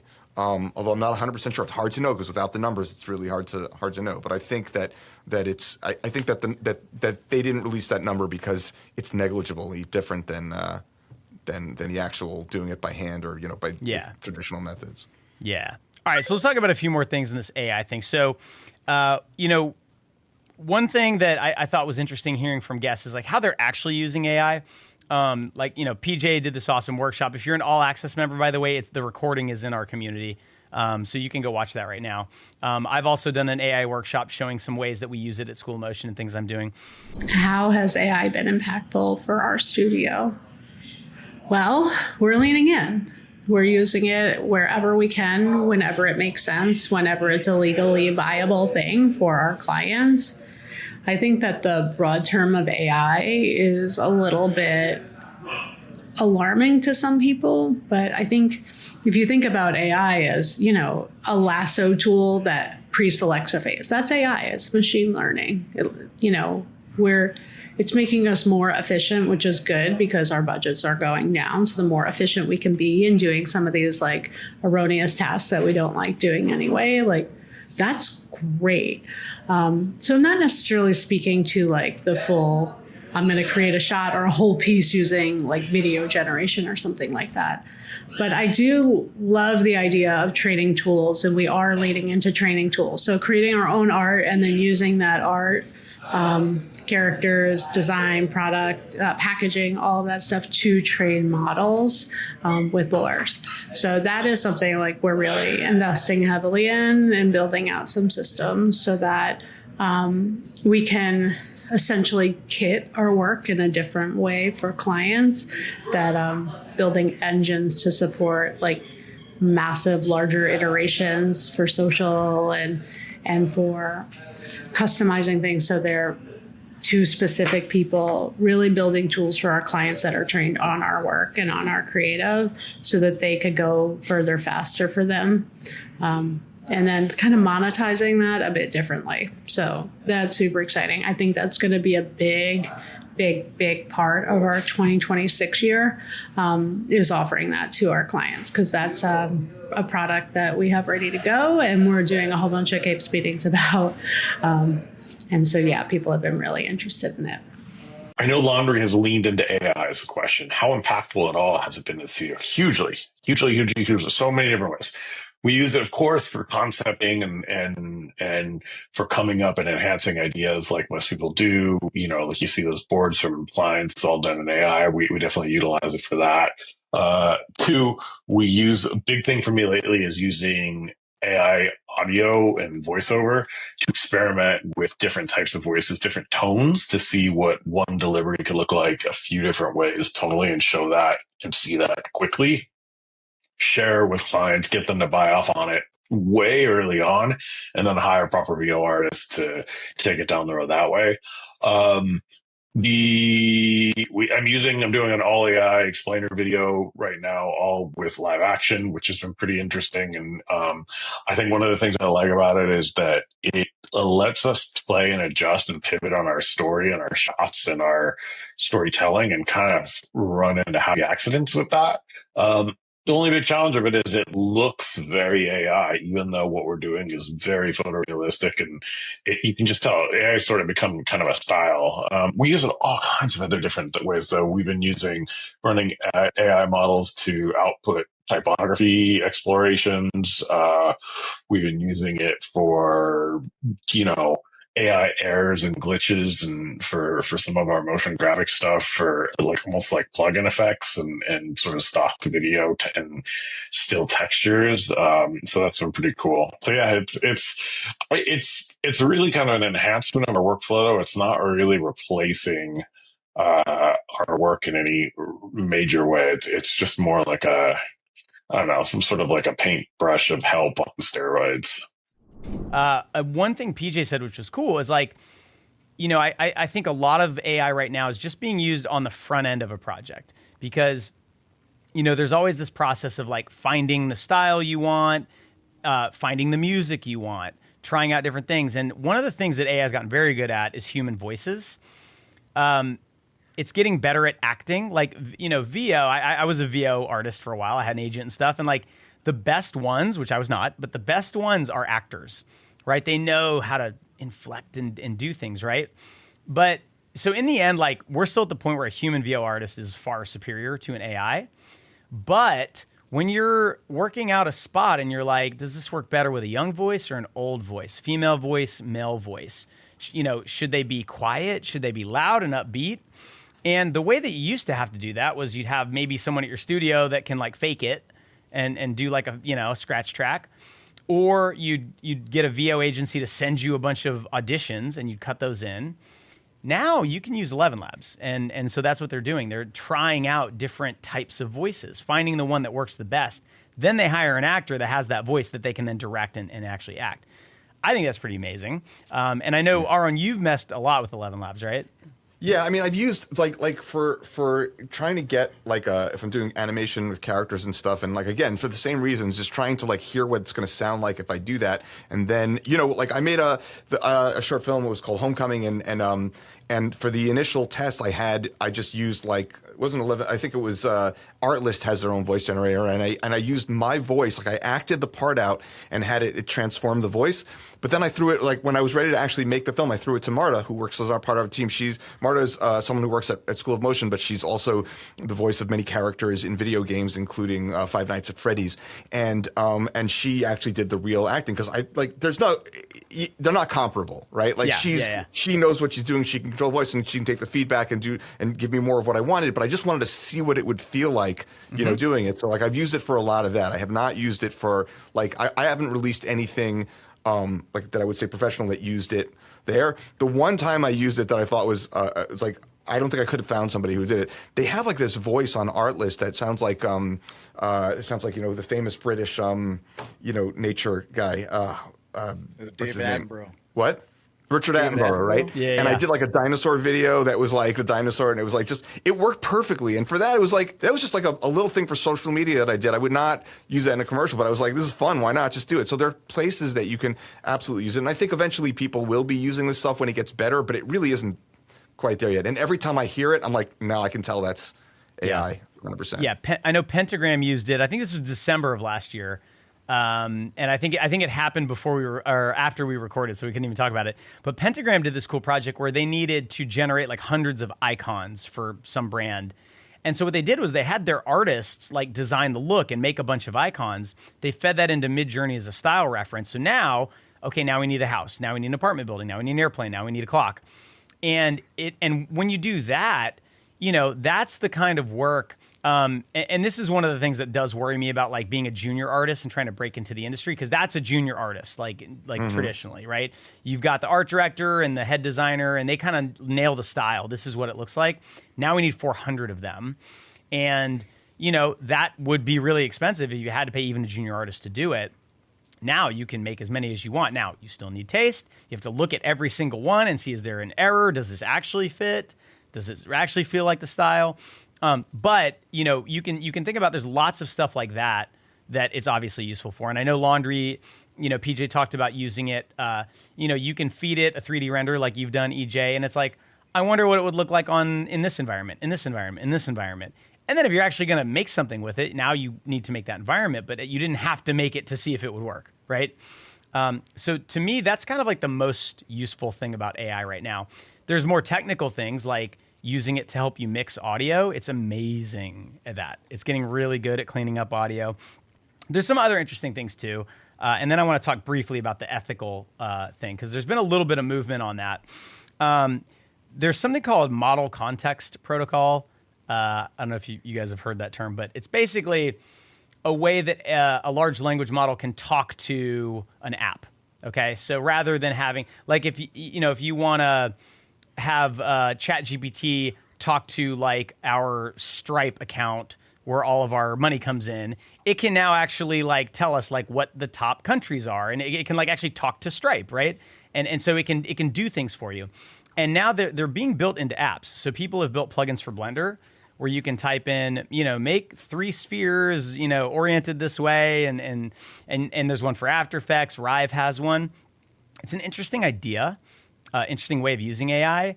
The idea being you could tell it what you want to happen, even if you don't know exactly where those buttons are, and it just does it. Or if there's something really tedious, like I need to set up a grid of 60 by 60 something, but every third color is this, it can just do it for you. I think that could be useful. And right now, those things are very clunky and they don't work very well. But I think that's kind of interesting. I want to touch on the ethical thing because I know that this is like the number one, kind of anti-AI thing that you hear is like they're unethical. And I honestly think you can. My gut is there is something that just feels kind of gross about like scraping the internet of every artist that's ever made art, and now you've made this thing that can recreate art. And I don't know. I'm still kind of trying to figure out what my thoughts are exactly on that, because the truth of the matter is, in the end, it's going to come down to copyright law, right? I mean, in the end, this is a legal question as far as what's going to happen, right? Like one of my the hardest question my business coach asks me when I'm like talking about some problem is like, well, what do you want?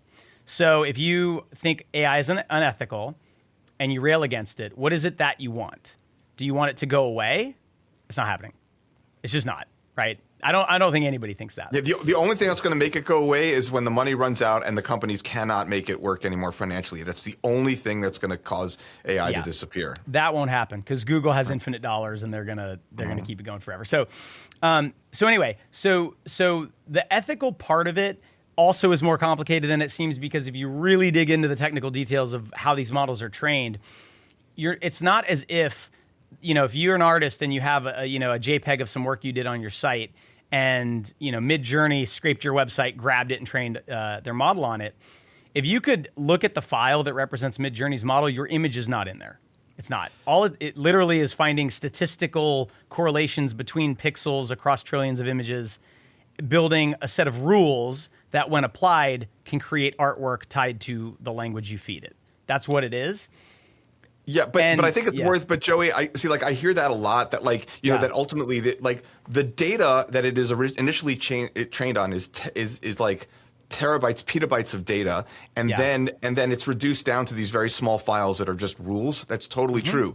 But at the same point, like, if you ask Midjourney to make a picture of Spider-Man, it makes a picture of Spider-Man. It knows exactly what Spider-Man looks like, and it recreates that. So like clearly there's. Like, while it's true that it might, that the data doesn't even look like that anymore, but it's clearly trained on data that is not something it should have, and it can generate, right? I mean, that's like, it's like telling me that the burger I'm eating is made from a bunch of different cows ground up, and you can't tell which one I'm still eating cow at the end of the day, and that's what I have the problem with. Yeah, I think that's like the instinct I have. But when I look logically, like I sometimes I'm too logical. My wife hates it.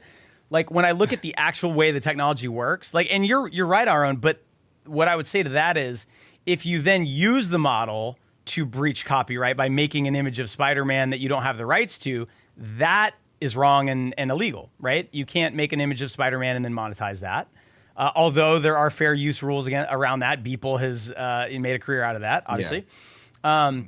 So anyway, the legal question comes down to, was the training of the model a breach of copyright? And there's actually been a couple of court cases. There's many more that are going to be going on for years. There's a big one. I think it's Getty Images against Stability AI. That hasn't resolved.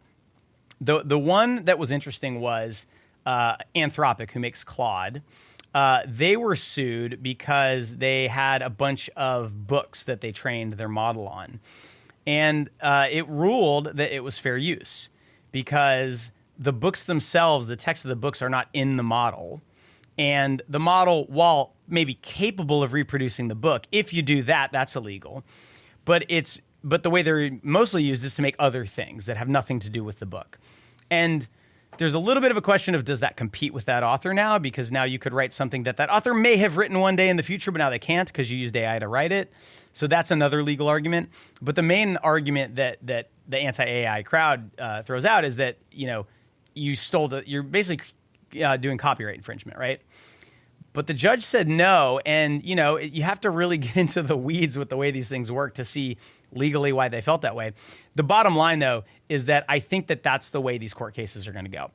There's also a lot of settlements happening. Like OpenAI is paying certain people who've sued them to just settle the case and say, okay, now you've paid me something, so now, yes, fine, you can. I'm not going to sue you for having trained your model on my thing. I think the bottom line is that these models are not going to get like derailed by these court cases. I think there was a question maybe 3 years ago. I didn't know, like, was Midjourney just going to shut down one day? It seems pretty clear now that that's not going to happen, though. And so I think everyone should at least exist in that world, right? The world of reality. I think we're going to get a lot of anger from this video if people manage to make it this far into it. I think it's worth just being prepared for that.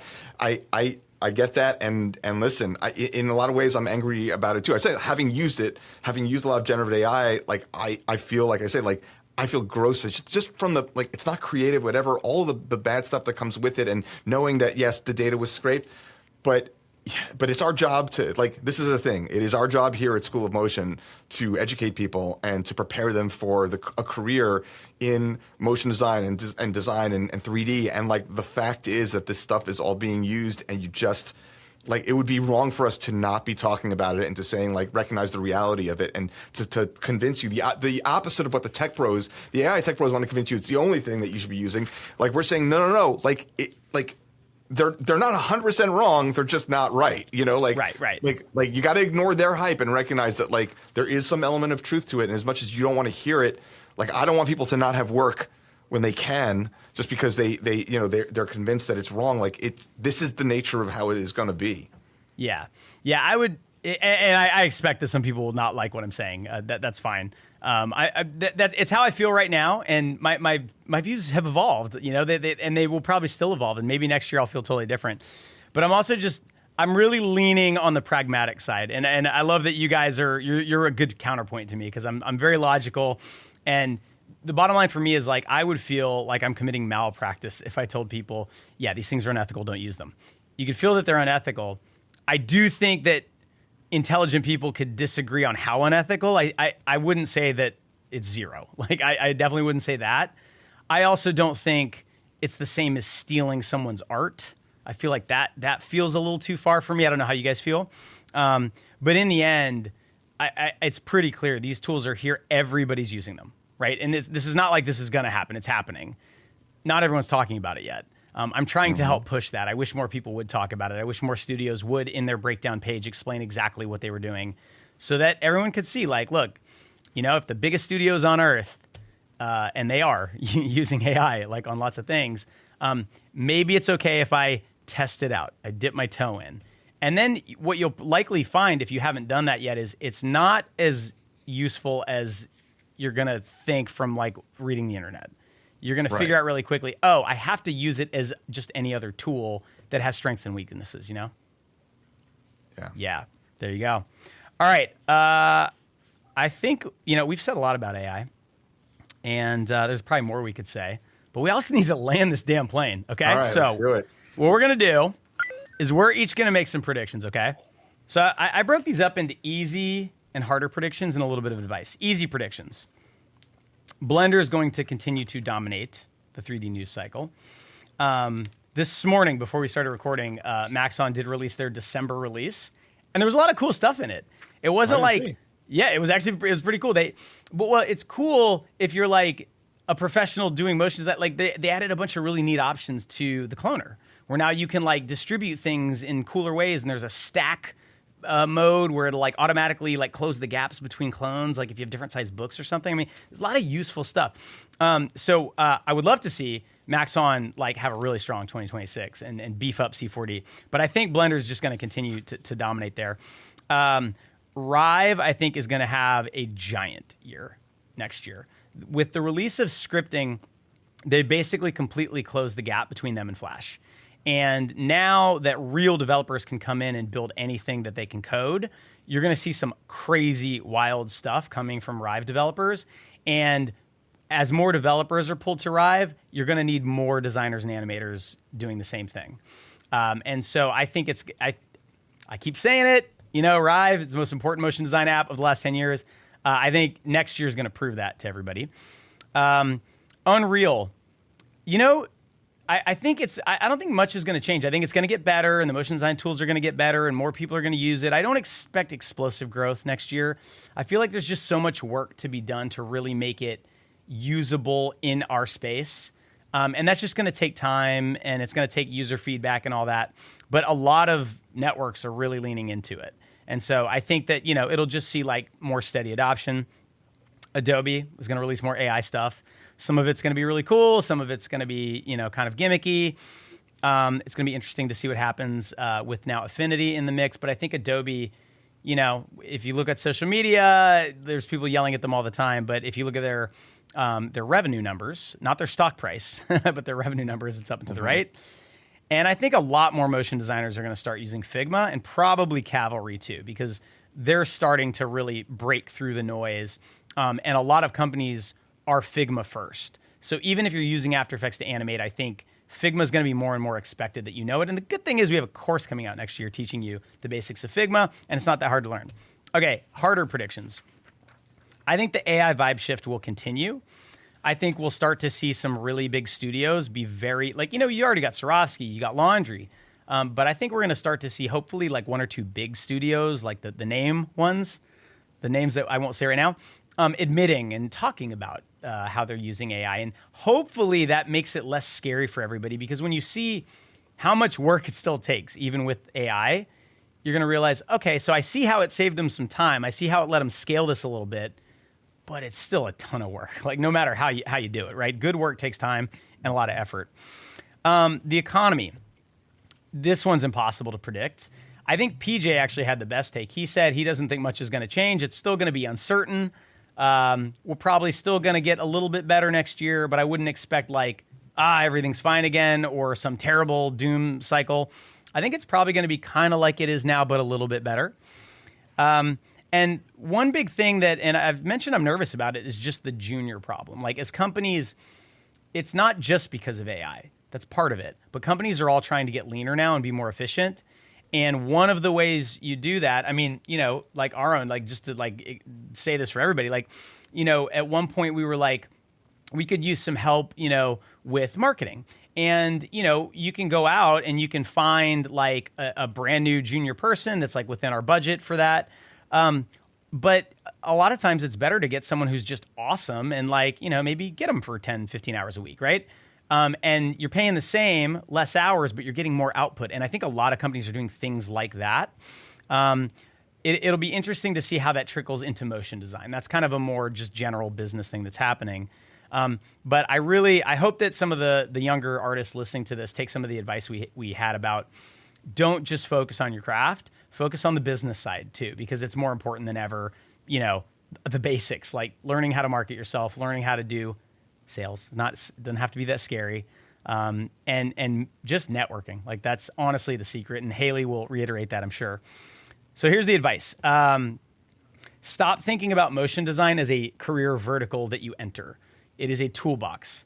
And so that toolbox, when you're young and new at this, maybe it only has a couple tools in it, but the more tools you have in that toolbox, the easier it's going to be for you to adapt, because we're in a really crazy change period right now, and everyone feels that. So if you have 5 tools in your toolbox and you're really good at 3 of them, that's way better than being amazing at one tool right now. And it wasn't always the case, but I think that's the case now. I think that there are really 3 paths if you're an artist entering this field, or if you're one that's kind of your work starting to dry up.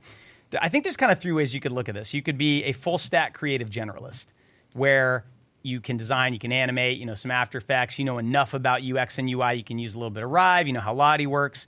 You can plug into a lot of places, right? And that's what we sort of aim to build here at School of Motion, is that kind of artist. Now, you can come into All Access and you can just focus on just 3D if you want. And there's still a place for that. But in terms of having the most options, the generalist is what companies are looking for, even big tech companies that have giant teams.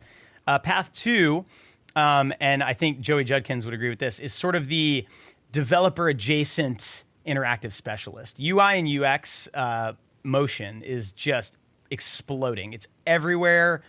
If you're in the motion design bubble, you may not hear about it as much, but if you're in the tech developer bubble, it's wild how many times I see the term motion design pop up in those circles. It's wild. So I think that's actually a really good career move. So something that we already see, but I think we'll just see a lot more of it, especially as more powerful and capable AI models are released, is the rise of unicorn-looking designers. And what I mean by that is that someone that can code, design, implement all of those things as a single person. Those people exist and they're incredible. But with the AI tools, as it augments all of these weaknesses of the everyday designer and makes everyone appear like they can do that end-to-end process. And some of them can do it really well, but I think we'll see the industry kind of flooded with everyone that looks like they can do all of these different things, but not actually be able to do them well. And so what I mean by that is everyone is kind of a motion designer now, because the AI tools integrate motion. When you like click a thing, transitions are happening, animations are happening. But they may not actually be like good motion designers. They have not developed the eye of like what good motion looks like. The AI tools are kind of like looking at all the stuff that they have and making a thing based on all that stuff. And it may just be like generically like, okay. But I think that's where we'll also see a differentiation of folks that are actually trained with the eye for good visual design, good motion design, good UX, that will be able to harness these tools, incredible experiences. And so it will be a little bit harder to filter through like what is actually good and what is something that is just kind of pretending and looking the part, but is just a little bit flat as you take a deeper look. Because at the end of the day, you need to have this strong, firm foundation of a good idea to build upon. And these AI tools kind of skip that step a lot and create things that look incredible, but the idea at the end of the day is not that great.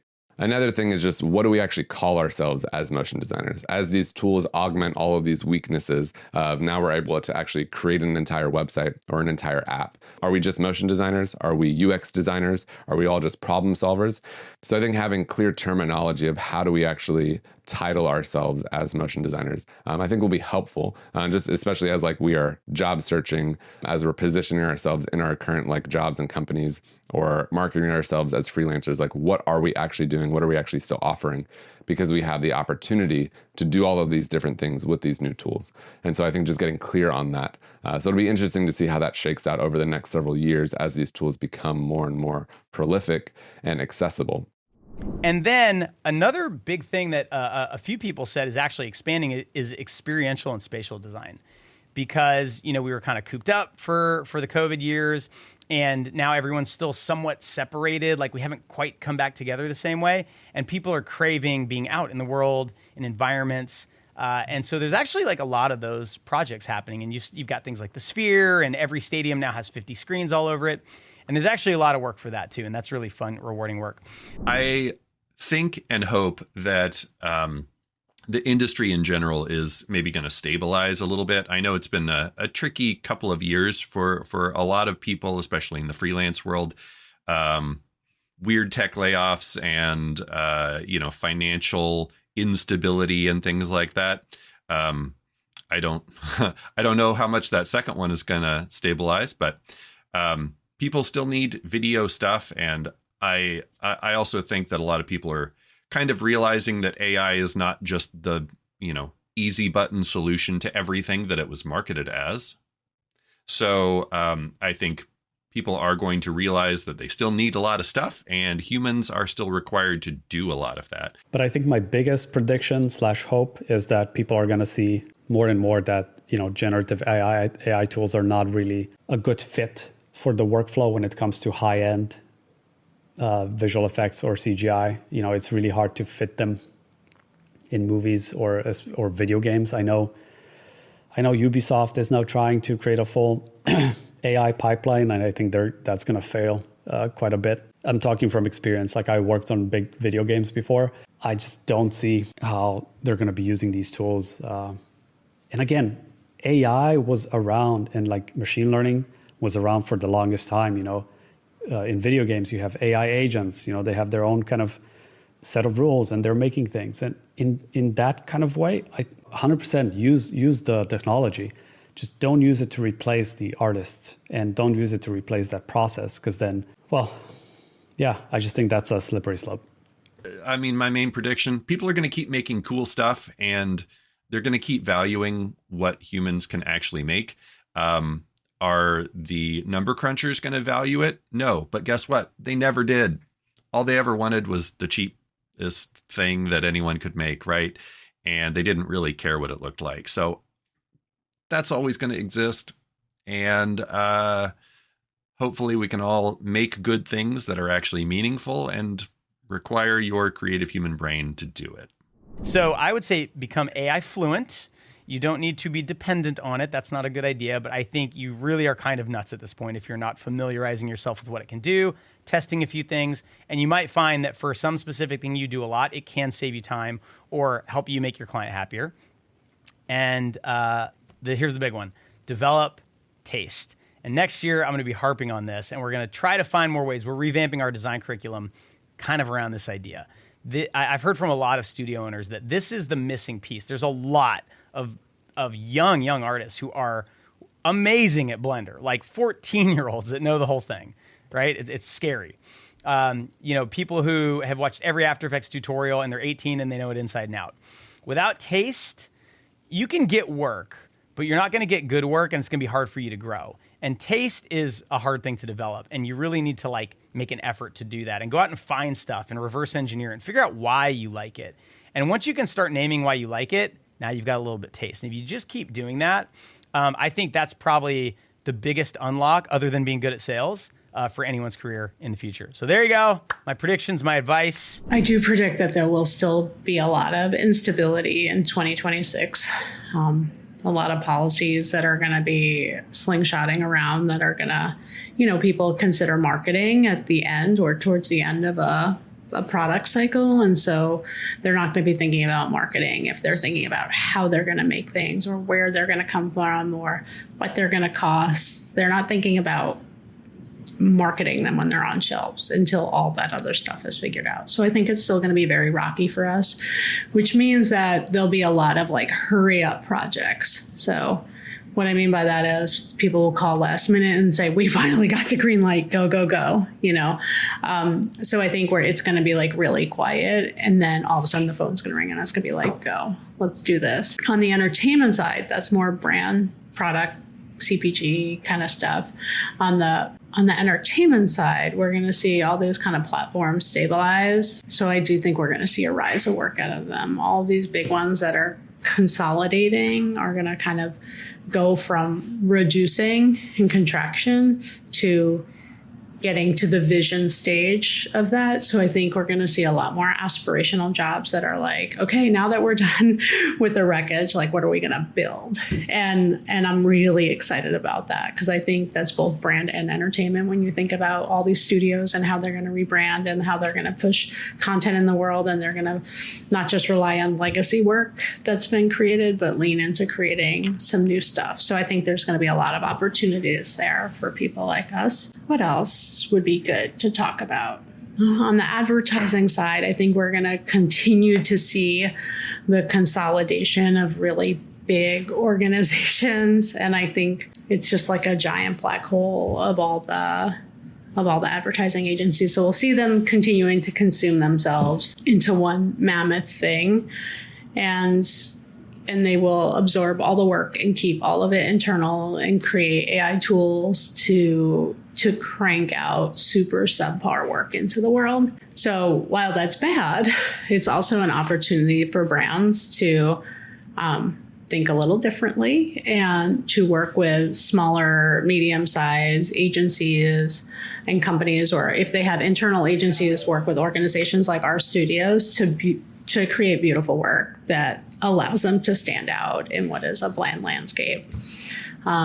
A blandscape. So I think that is somewhat optimistic. I do think people are being very cautious when it comes to budgets. So unless something is an emergency or a response to something where they have to spend, I think we're going to continue to see budgets contract.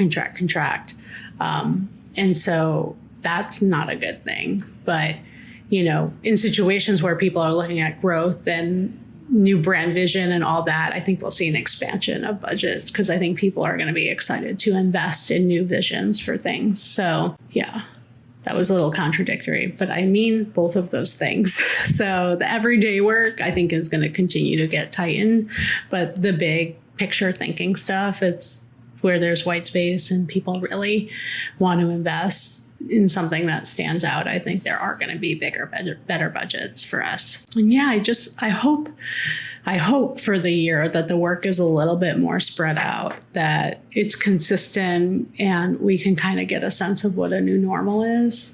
I'm not sure that that's going to happen because there's still so much settling down of the industries, but I am optimistic that there will be some bigger projects out there that we can really sink our teeth into. So why don't we go to EJ?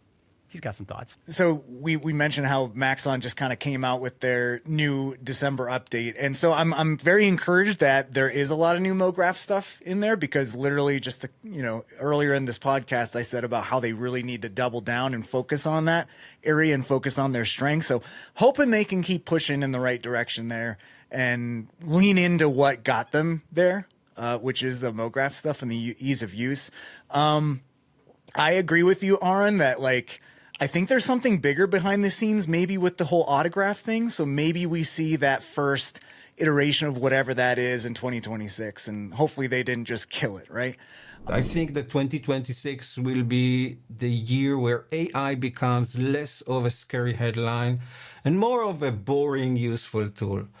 Not in a bad way, in the same way that we do not talk about generative fill every day, but we use it all the time.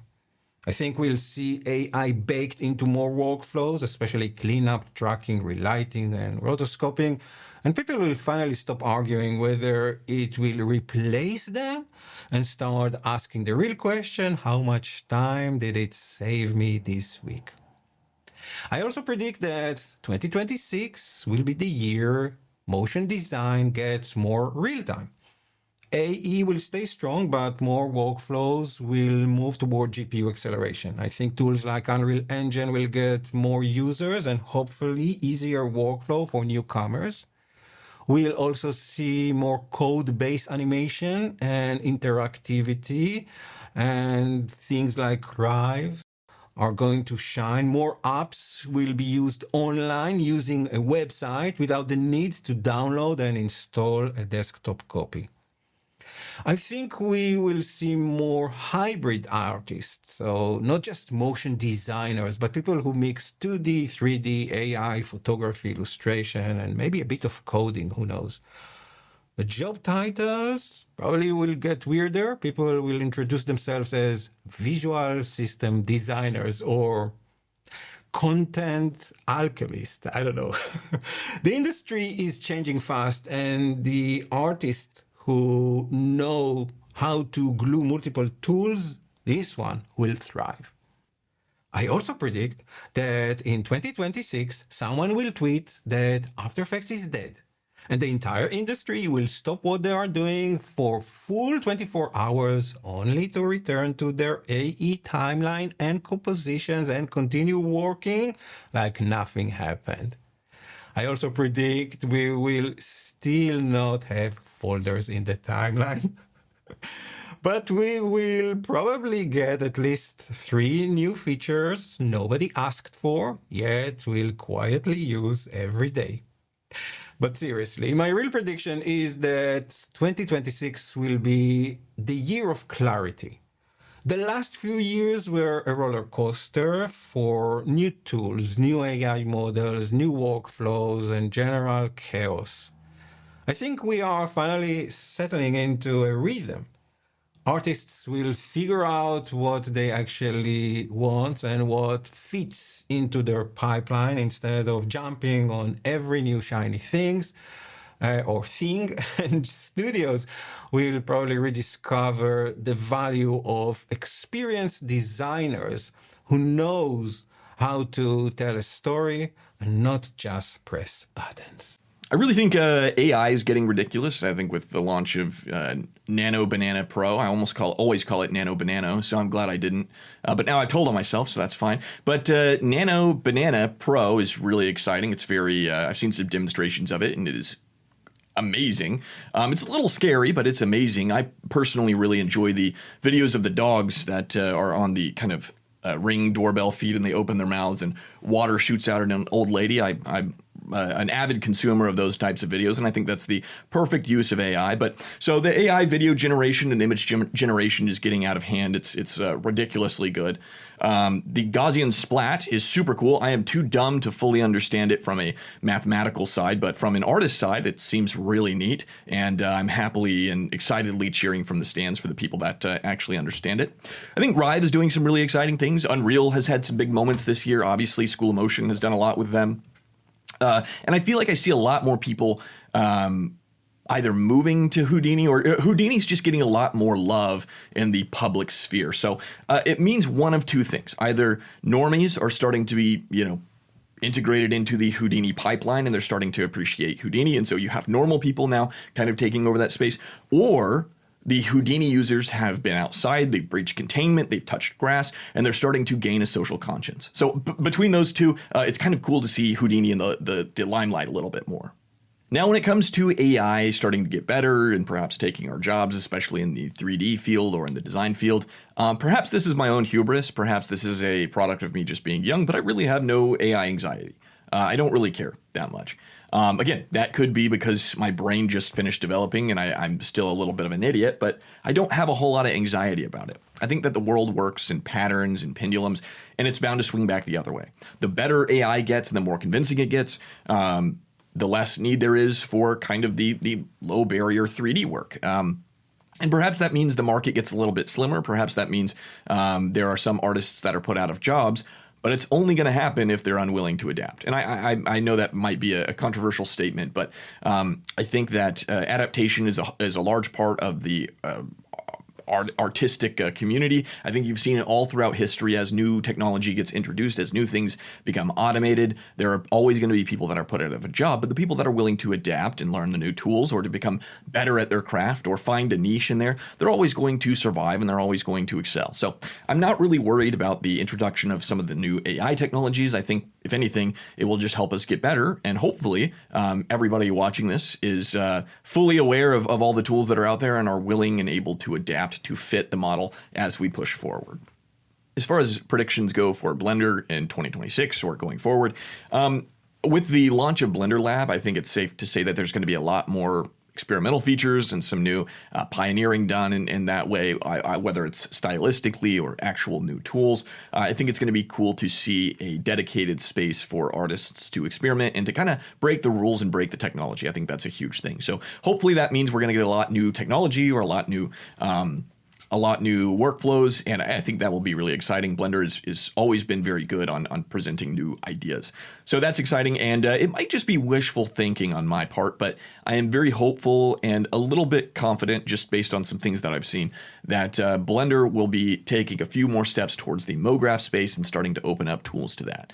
Now, they're still great on MoGraph. I think they're still great on kind of supporting the ad industry side of the aisle, but I also think that there is a larger space for hobbyists or character artists or perhaps even, some small studios or game studio spaces. I think that's probably, if you look at like a pie chart of the makeup, that's probably where the majority is. But I think that as it becomes more ubiquitous, as we get a lot more user base and as the clientele kind of grows, as I convert more people, you're going to start seeing a lot more motion designers using Blender. And so it would be really exciting, and I'm very hopeful that they lean into that and they start producing tools that kind of cater to that. As far as general predictions go for 2026, I think we'll have a big year. I think maybe the first 3/4 of the year will go business as usual. You'll have some ups, you'll have some downs. We'll be presented with new technology, but really we're not going to have anything monumental happen until November 19th, which is the drop of GTA 6. I think the industry will come to a grinding halt. People will stay home. They'll take sick days. Everybody's going to stop what they're doing and play Grand Theft Auto, which is really a beautiful thing if you think about it. So get in your bids, get in your creative briefs, get in your requests before the 19th so that artists have plenty of time to get those done before being locked away playing Grand Theft Auto into the holiday season. I kind of agree with Joey about Unreal. I think it's one of those things where there's been a lot of hype on it along with AI, but the more people try to use it in their workflows, they're finding either they can't use it at all, that they're struggling with it, or they are finding the ways that they can do it. And I would say that if you're a Cinema 4D artist, for example, or maybe you're a Blender artist and you're like, maybe I need to learn Cinema 4D, or I need to learn Maya or whatever. I would say if you're stuck between Blender and Unreal Engine, I would almost always recommend to do Unreal Engine, because there are things in Unreal Engine that is just not possible in any of the other kind of apps. So and to kind of lean into what Joey was saying about how you have things like the Sphere, you have adoption like that. I think I agree with Joey about how there's going to be a lot more in-person experiences that people want to do. You know, we're coming out of the pandemic, and I don't see that whole thing about we need to get more outside. You know, we went through the pandemic. Now we're going through like almost like a loneliness epidemic or pandemic where people are spending too much time online. And I think the pendulum's going to swing the other way. And the interactive experiences, the human connection, the wanting to go to these events in person are going to lead to a lot of work. And a lot of that stuff, like I said, can only be done using things like Unreal Engine. And those are things that can't be done with a Blender or a Cinema 4D. So as far as the AI thing, Polygon, the Blender Guru site, they did a 2025 State of 3D for 2025, and they said that only 22% of artists regularly use AI, and I think that's going to shift a ton. But I think where the shift's going to happen is because, you know, like we've been talking about this whole entire time, is you're seeing this hype, and then the dust settles. And then the truth actually comes out of like, how can we actually use this? And it's probably not in ways that are going to make millions and billions of dollars for these companies. It's going to be a little bit more nuanced. And so I think many artists are going to figure out those ways, just like I was talking about with Unreal, that are actually going to help them in their workflows and kind of fit in there. Because of the fact that, and it's something we talked about before, of how expensive, not just time, but also just the expense of using AI, and how it doesn't make a lot of sense for a lot of people. So I think where you are going to have the best return on investment with AI is going to be the more specific technical tasks that, you know, the ones that do those things very well, like Move AI, your Cascador, your rotoscoping, like Wonder Dynamics and what's going on over there.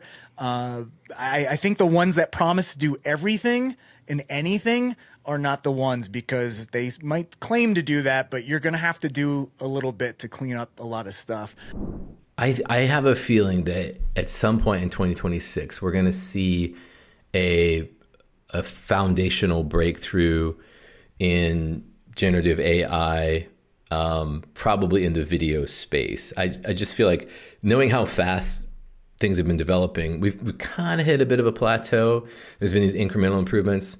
And I have a feeling that there's going to be some kind of new breakthrough that's going to change the way that we do things. Another prediction is maybe that some of these new node-based workflows for working with generative AI tools, I think we're going to start to see some of those tools mature. So Weavy is one. They were, I think, acquired recently by Figma. There's a few others. It's just a new way of working. It's not all text-based. It's a little bit of what people might know from Comfy UI, but then made a little more user-friendly and plug and play, right? So the gap between the kind of like text-based approach that we know from LLMs and then the, let's call it, hardcore approach of Comfy UI, there's that gap there, and that gap is being bridged. And I think 2026, we're going to see some interesting products that maybe change the way that we approach, you know, working with AI and video. Another prediction for 2026 is that I think you're going to see more people experimenting with different corporate structures. So again, you know, Buck created Residence about 3 years ago, and I think we were ahead of the curve on what we were trying to do there. And now I'm seeing, you know, some other groups, other companies that are toying with new ideas around funding and structure about how they're going to grow. Some of them are private equity based, some of them aren't. And I think people are really trying to figure this out because they see just how complicated and uncertain the future is. And so we're all trying to kind of diversify as a way of being resilient. And there's a lot of different ways you can do that. So we're going to see, I think, different companies kind of playing with this. That doesn't mean that, you know, the era of the small independent shop is gone. In fact, I think we're just going to see this growing gulf between, a collection of really good, small, specialized studios, and then there's going to be like a big gap, and then you're going to see, much larger entities like Buck, for instance, and Residence that are going to get just stronger and stronger because of our strategic strengths. Like we're just built for resilience. We're built for, being able to deal with a lot of different situations. So that gulf is going to continue, which means that a lot of the shops in the middle might get squeezed, right? It might be a really tough time to be kind of a mid-sized shop where you've got enough overhead, you got to feed the beast, right? But then the shape of the work that you're getting is changing. Is it, are you going to be able to sustain yourselves at that level? I don't know. And so there may be a strategic contraction to a smaller, more niched down size. Maybe that makes sense for some shops. And then some shops are going to say, no, let's go big or go home. And they're going to look for funding or alternative business structures to try to help them scale up. So it'll be an interesting thing to watch. It's going to take longer than 1 year to play out. It's already underway now. But I think in 2026, you'll see a little bit more of this kind of experimentation happening. 2026. Let's look ahead. Prediction number one is I think the project-based studio is going away. That 5 years from now, we're going to look back on that business model that we think as so normal, and it's going to be quaint. We're going to say, wow, the good old days, that's circa 2015. Because clients, they really don't want vendors executing isolated projects. They want partners that are solving ongoing problems. Prediction number two, the wolves. Okay, this is a model. It's a term I use for shops that are helmed by 1, 2, maybe 3 elite veterans. Didn't exist until lately. Okay, there used to be this idea of a studio that's too small to be a studio, but not anymore. Because these wolves walk straight into the C-suite. They diagnose big problems. They sometimes pitch $1 million solutions, and then they will win that job and go out and hire other studios or elite freelancers to execute the job. And they aren't fighting for scraps. They're actually hunting big game, if you think about it. Prediction number three is the middle is going to get eviscerated. Okay. So here's a question. What rises to fill this gap between the race to the top and the bottom? International white label studios. Because for half the cost and twice the capability and way less risk, many studios are realizing it beats maintaining a big internal team and staff or hiring external expensive freelancers. So this isn't just a trend, it's a structural shift happening in the industry. Prediction number four, brand direct. If you can't speak brand direct, that dialect, you will eventually be invisible. Prediction five, clients want diagnosis, not obedience. Okay, so when someone says, we have a project, I want you to assume they have misdiagnosed, because the studios and shops that reframe the ask, they win the work. All right, if you're curious about that, just DM me 2026 and I'll send you these predictions. Okay, here's a few things I need you to stop doing. If you want to survive in the year ahead, stop doing these things right now. One, stop charging for time. Time is the least valuable thing that we sell, okay? And never compete on rates. Number two, stop accepting client diagnoses at face value. They're almost always wrong. Number three, stop selling deliverables, okay? If deliverables define your value, AI will define how you get replaced. Okay, start doing this. Here's what studios in 26 must start doing. Start diagnosing. Okay, this is where your value begins when you rewrite and reframe the ask. Start leading. Okay, so replace what do you want with here's what we recommend. Here's what we find works best. Also start owning outcomes, not tasks. Start selling expertise over execution. And most of all, start choosing that race to the top intentionally. Everything in this commodity tier at the bottom, everything that's replaceable, everything that's order taker is about to get annihilated. So I hope you are listening. I hope this is helpful. In closing, here's what I'm going to say. 2025 was the great bifurcation 2026 is the year that divide widens and we're not going back. But the studios, and yes, you artists who adapt with soul, who diagnose deeply, you own outcomes and step boldly into expertise, you're going to rise. Firefly boards, I'm really looking forward to see how Adobe kind of expands with that kind of thing and their little projects that they tease with the sneaks. I said in 2024 that we'd see the first use of Firefly in After Effects. Let's maybe kick that prediction to 2026 at this point. Yeah. I don't know. It's interesting. It's by the way, it's really surprising to me. That was like the fact that After Effects got nothing is like there's a whole bunch of stuff they could have used AI for in there that are truly tasks that are like that don't take away creativity at all. That we could really like rotoscoping could get so much better. There's like oh man, so many things. But yeah, Premiere's got it. Like Premiere got a AI rotoscope, and so I don't know. We'll keep our fingers crossed there.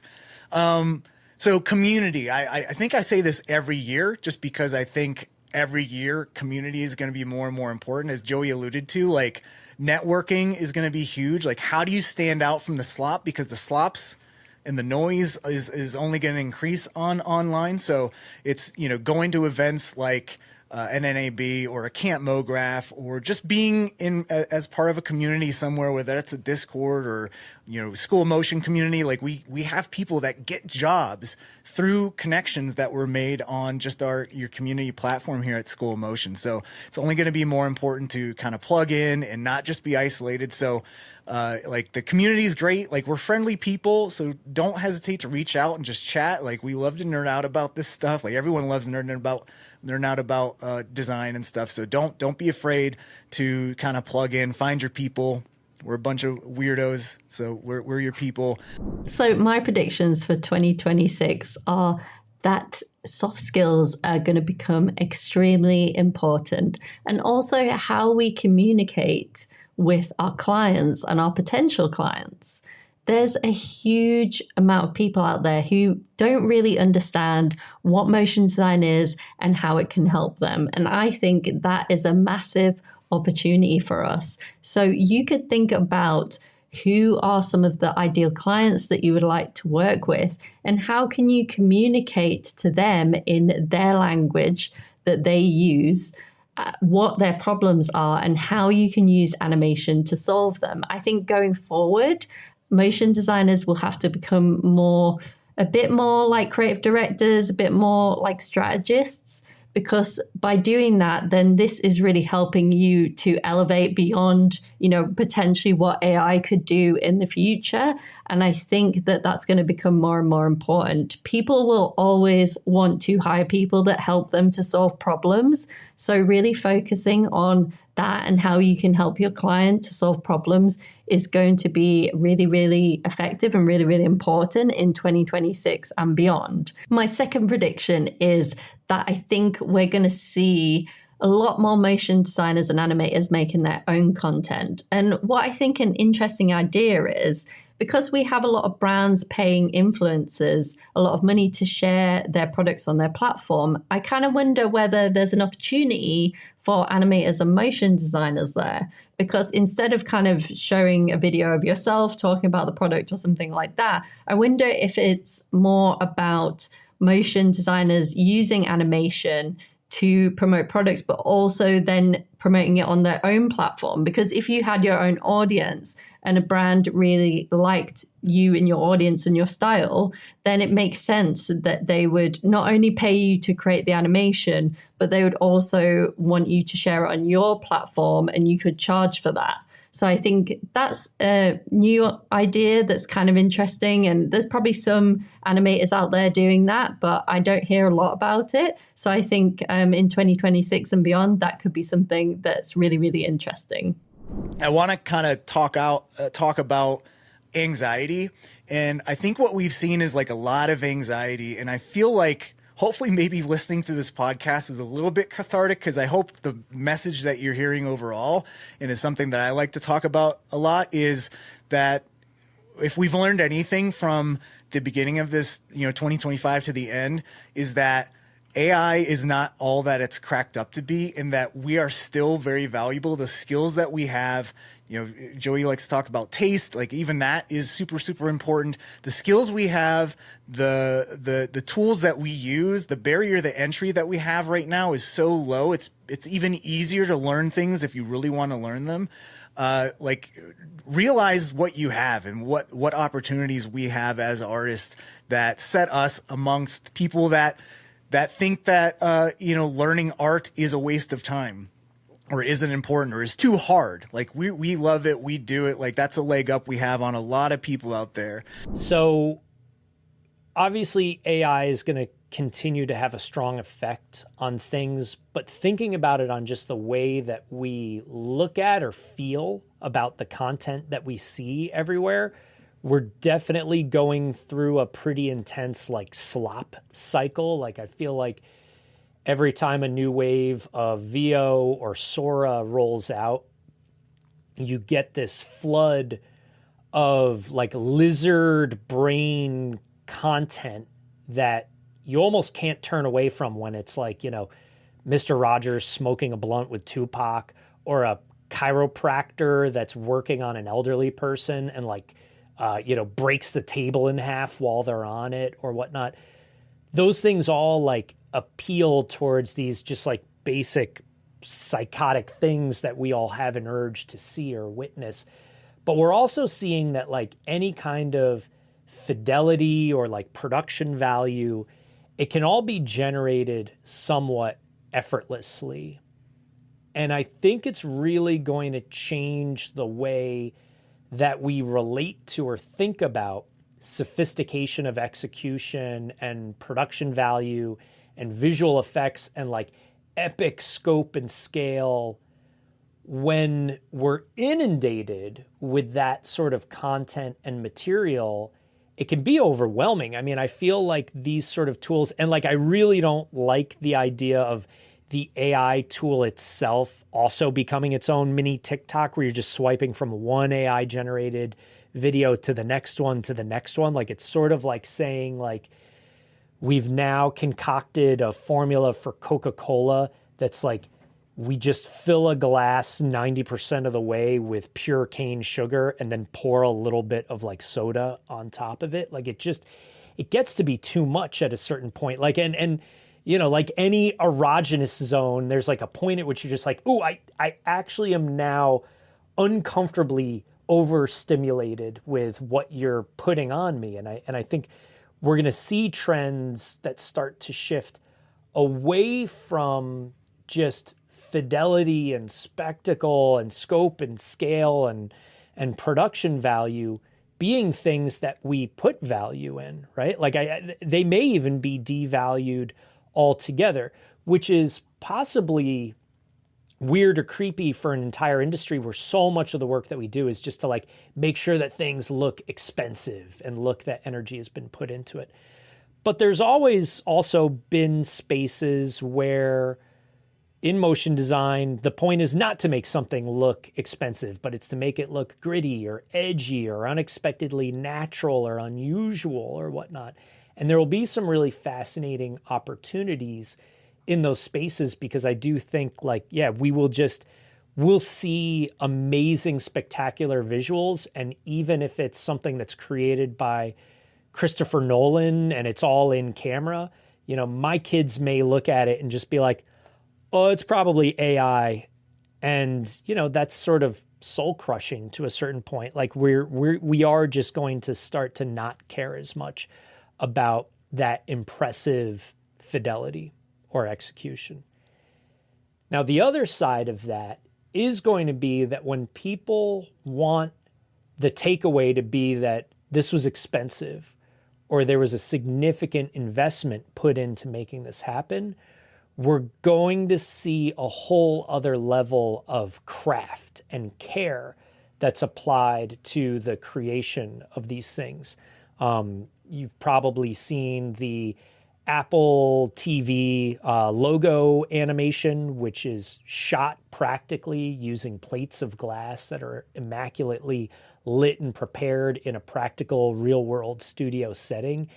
And to me, that's just as much about releasing a rebrand as it is about releasing the behind the scenes story of how much care and craft went into that rebrand. That came out while I was midway through a project that by the time this is out, this project will have just been released. I've been really fortunate to spend the last few months working with the amazing team at FXWorks or FXWRX, this incredible studio in Brooklyn who do amazing things like they will, on their stage, they will build massive cotton ball clouds that they're filming for Wes Anderson to use in his latest film, or miniatures or in-camera effects or optical effects that are used to just create natural assets or elements or components or sequences within films and all sorts of other content that has this incredible, beautiful sense of like craft and intimacy to it. I'm very confident that the team at FXWorks, they're going to all of a sudden become the hardest to obtain commodity in the space, because those at the absolute tippy top of the market that want to make sure that the takeaway is that this was a spare no expense production, they're going to want as much tangible proof to convey that. And I think we're going to start to see a very quick shift that, in order to convey that level of expense and effort and craft, it's actually not as digital as you thought it was, or we're going to do things that you would think at a glance would look digital. And the thing that we're working on right now, it's amazing. It's a 3D city that, could at a glance just be something that was generated in CG and would have been effortless not effortless. It would have taken a lot of hard, difficult work to put that together. But we decided there would just be this whole other layer of charm and fascination and interest in doing it practically and building miniatures and having a stage set up with incredible lighting and all the different touches and imperfections that we bring to this process. And our client that we're working with, a major technology brand, they're enthralled by this. Their imagination is overloaded by what's possible when we're building something like this. And the project is now not just about creating this incredible end product, but it really is about building and designing the process and the circumstances to get there, that for all of us involved working on it, like it's the most fun and most memorable project we will all work on all year, because it just taps into completely different parts of our brain in the process and unlocks something new and expected every time we get into it. I think the real game changer with AI is going to be when it's art directable. And if you think about that, why is that powerful? Well, because if you want to art direct something, you actually need to have someone behind the scenes that's actually good at art directing. And it's not going to be the AI bro. So again, another feather in our caps of people that have been in this industry for a while and are more art focused. AI can't teach you taste. So that's another leg up on there too. Only you can teach it by going through the things and just looking at enough stuff and thinking about it enough to apply it to other things. I would say the most impressive AI that we're going to see from here on out is just going to be the ones that have the most impressive inputs. And right now, those are the inputs. We talk about if you have Steven Spielberg using AI or just a schmo on Twitter, like guess who's going to come out ahead? Yeah. So I want to leave with this one last thing, and something I said in my Motion Plus talk in New York this past year. And it's that we live in a world that has AI and there's a lot of things shifting and stuff like that. But we also live in a world where a small team this year, using a free software available to anyone, Blender, won an Academy Award. So those two things can be true. So I hope in 2026 we can kind of enter in there with some being inspired and feeling a little bit more encouraged about what's going on, because if anything, 2025's taught us that the skills we have are going to be even more valuable as we move on from here. All right, Aaron, take us home, buddy. Yeah, thanks. And I want to just, like, I don't have much more to say than the two of you have already said because, like, you really covered most of it. Just kind of dovetailing on the Blender thing. The fact is that it takes one big event to sort of change an industry like that. And Blender having won an Oscar for Best Animated Film will for sure change the landscape. I think we will see more people using Blender, and I don't just mean I mean like companies using it, people that are accepting that it's a real tool. And that, like, I think about this with Premiere. For a while, Adobe when Premiere they wanted to push it. There was a point where they finally got a film that was made in Premiere Pro, and they pushed it really hard. And, like, I don't know if that was the thing that did it, but certainly it helped in I think this film's called Monsters, and like after that, like, Premiere was talked about regularly in the film world as being something you could use professionally. And I think that's just, there's a hump that it had to get over, and that we're there. Again, Maxon having done with what it's doing with motion design, I think it's great that I totally missed the news cycle about that today just because we're doing this.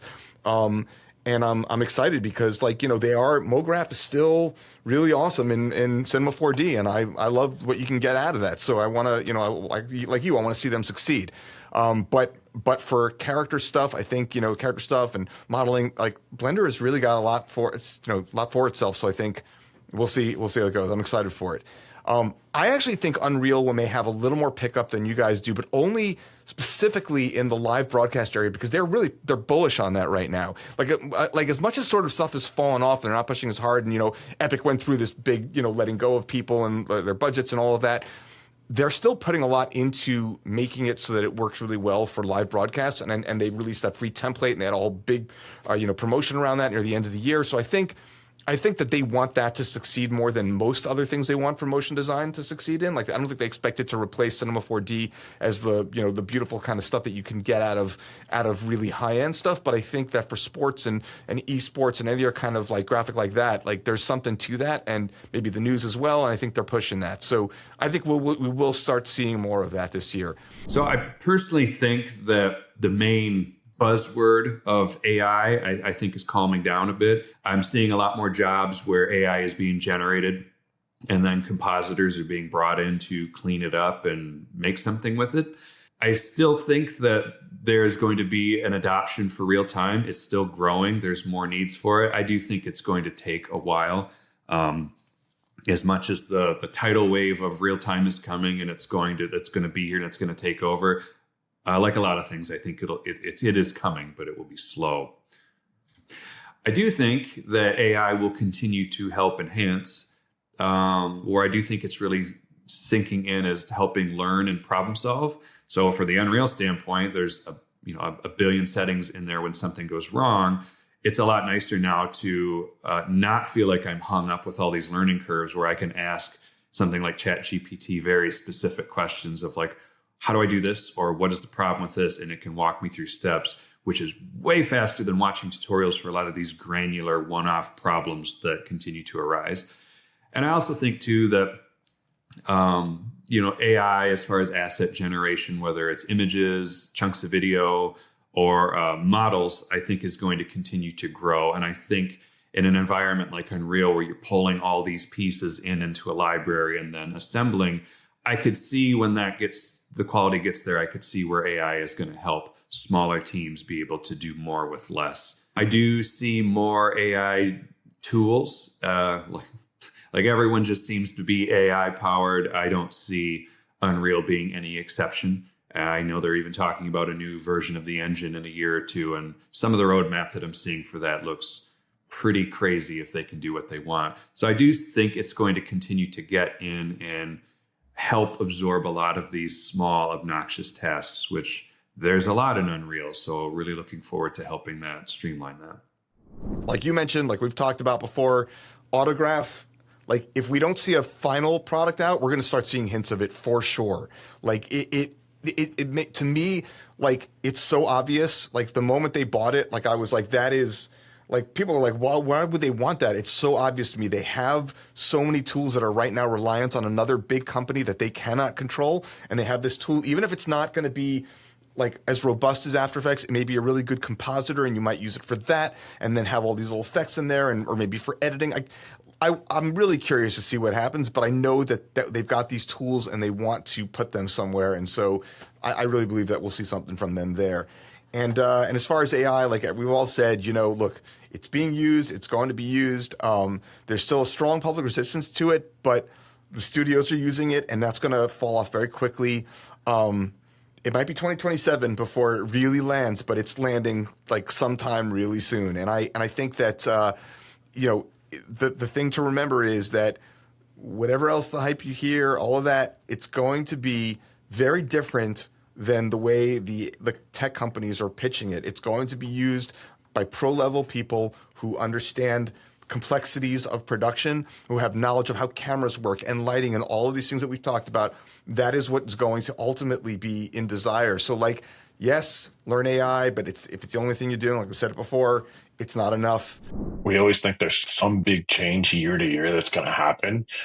Based on the patterns that I've seen, I don't think we're going to see any giant changes this year. I think AI is still going to, sort of enhance things. It's still going to be the buzzword. We're still going to be doing 3D and 2D projects. They will get faster and more efficient or more optimized thanks to AI tools. But I don't think I don't think there's going to be a new AI that we don't know about this year that undoes this like the way AI did with NFTs. I think it's just going to be like a grinding year of AI enhancing and just, the industry kind of elevating and doing way more creative things with way less resources, mainly because the economy seems like it's kind of holding on, at least in the States, and maybe even getting a little bit better. But we're definitely seeing that trend of doing a lot more with a lot less. And often the sort of nuance of that trend is there's a lot less risk being taken creatively, and or those creative jobs and projects are less abundant than they were, say, 4 or 5 years ago. And I kind of see that happening. There's no realistic scenario where AI prompters with no other experience are being hired instead of skilled artists. There's not I can't imagine a situation where anybody if you've worked, I've been in this industry 25 years, there's never a time someone said hey, one of our players in this baseball team is sick. Does any kid in the crowd have a baseball mitt? Because you're coming down here and you're playing right now. It's just not how it's going to work, right? That's just not how it's going to be. So that's my thing here. I wish I had more to say, but you guys covered it all, so that's it. If you watched this whole thing and made it all the way to the end, then I have a coupon for a free high five or hug or chest bump. It's totally up to you. If you see me in person and you actually watch this whole gigantic thing, please let me know. Either way, I hope that whatever you listened to got you thinking, maybe inspired you, maybe pissed you off, but that's okay too, because I think that there's a lot of difficult conversations we're all having in this industry right now. And my goal with this is really to kind of solidify my thoughts, to figure out what am I even thinking about all this stuff, share that with you, because I had kind of a weird perspective on this industry. And the ultimate hope is that it puts thoughts in your head that are going to percolate over the next several weeks and months, and maybe lead you to some decisions that are going to help your career, help your life. That is the mission of School of Motion, and I really appreciate you being even a small part of our community. So that is it. I hope you have an amazing end of your year and an incredible 2026. See you on the other side.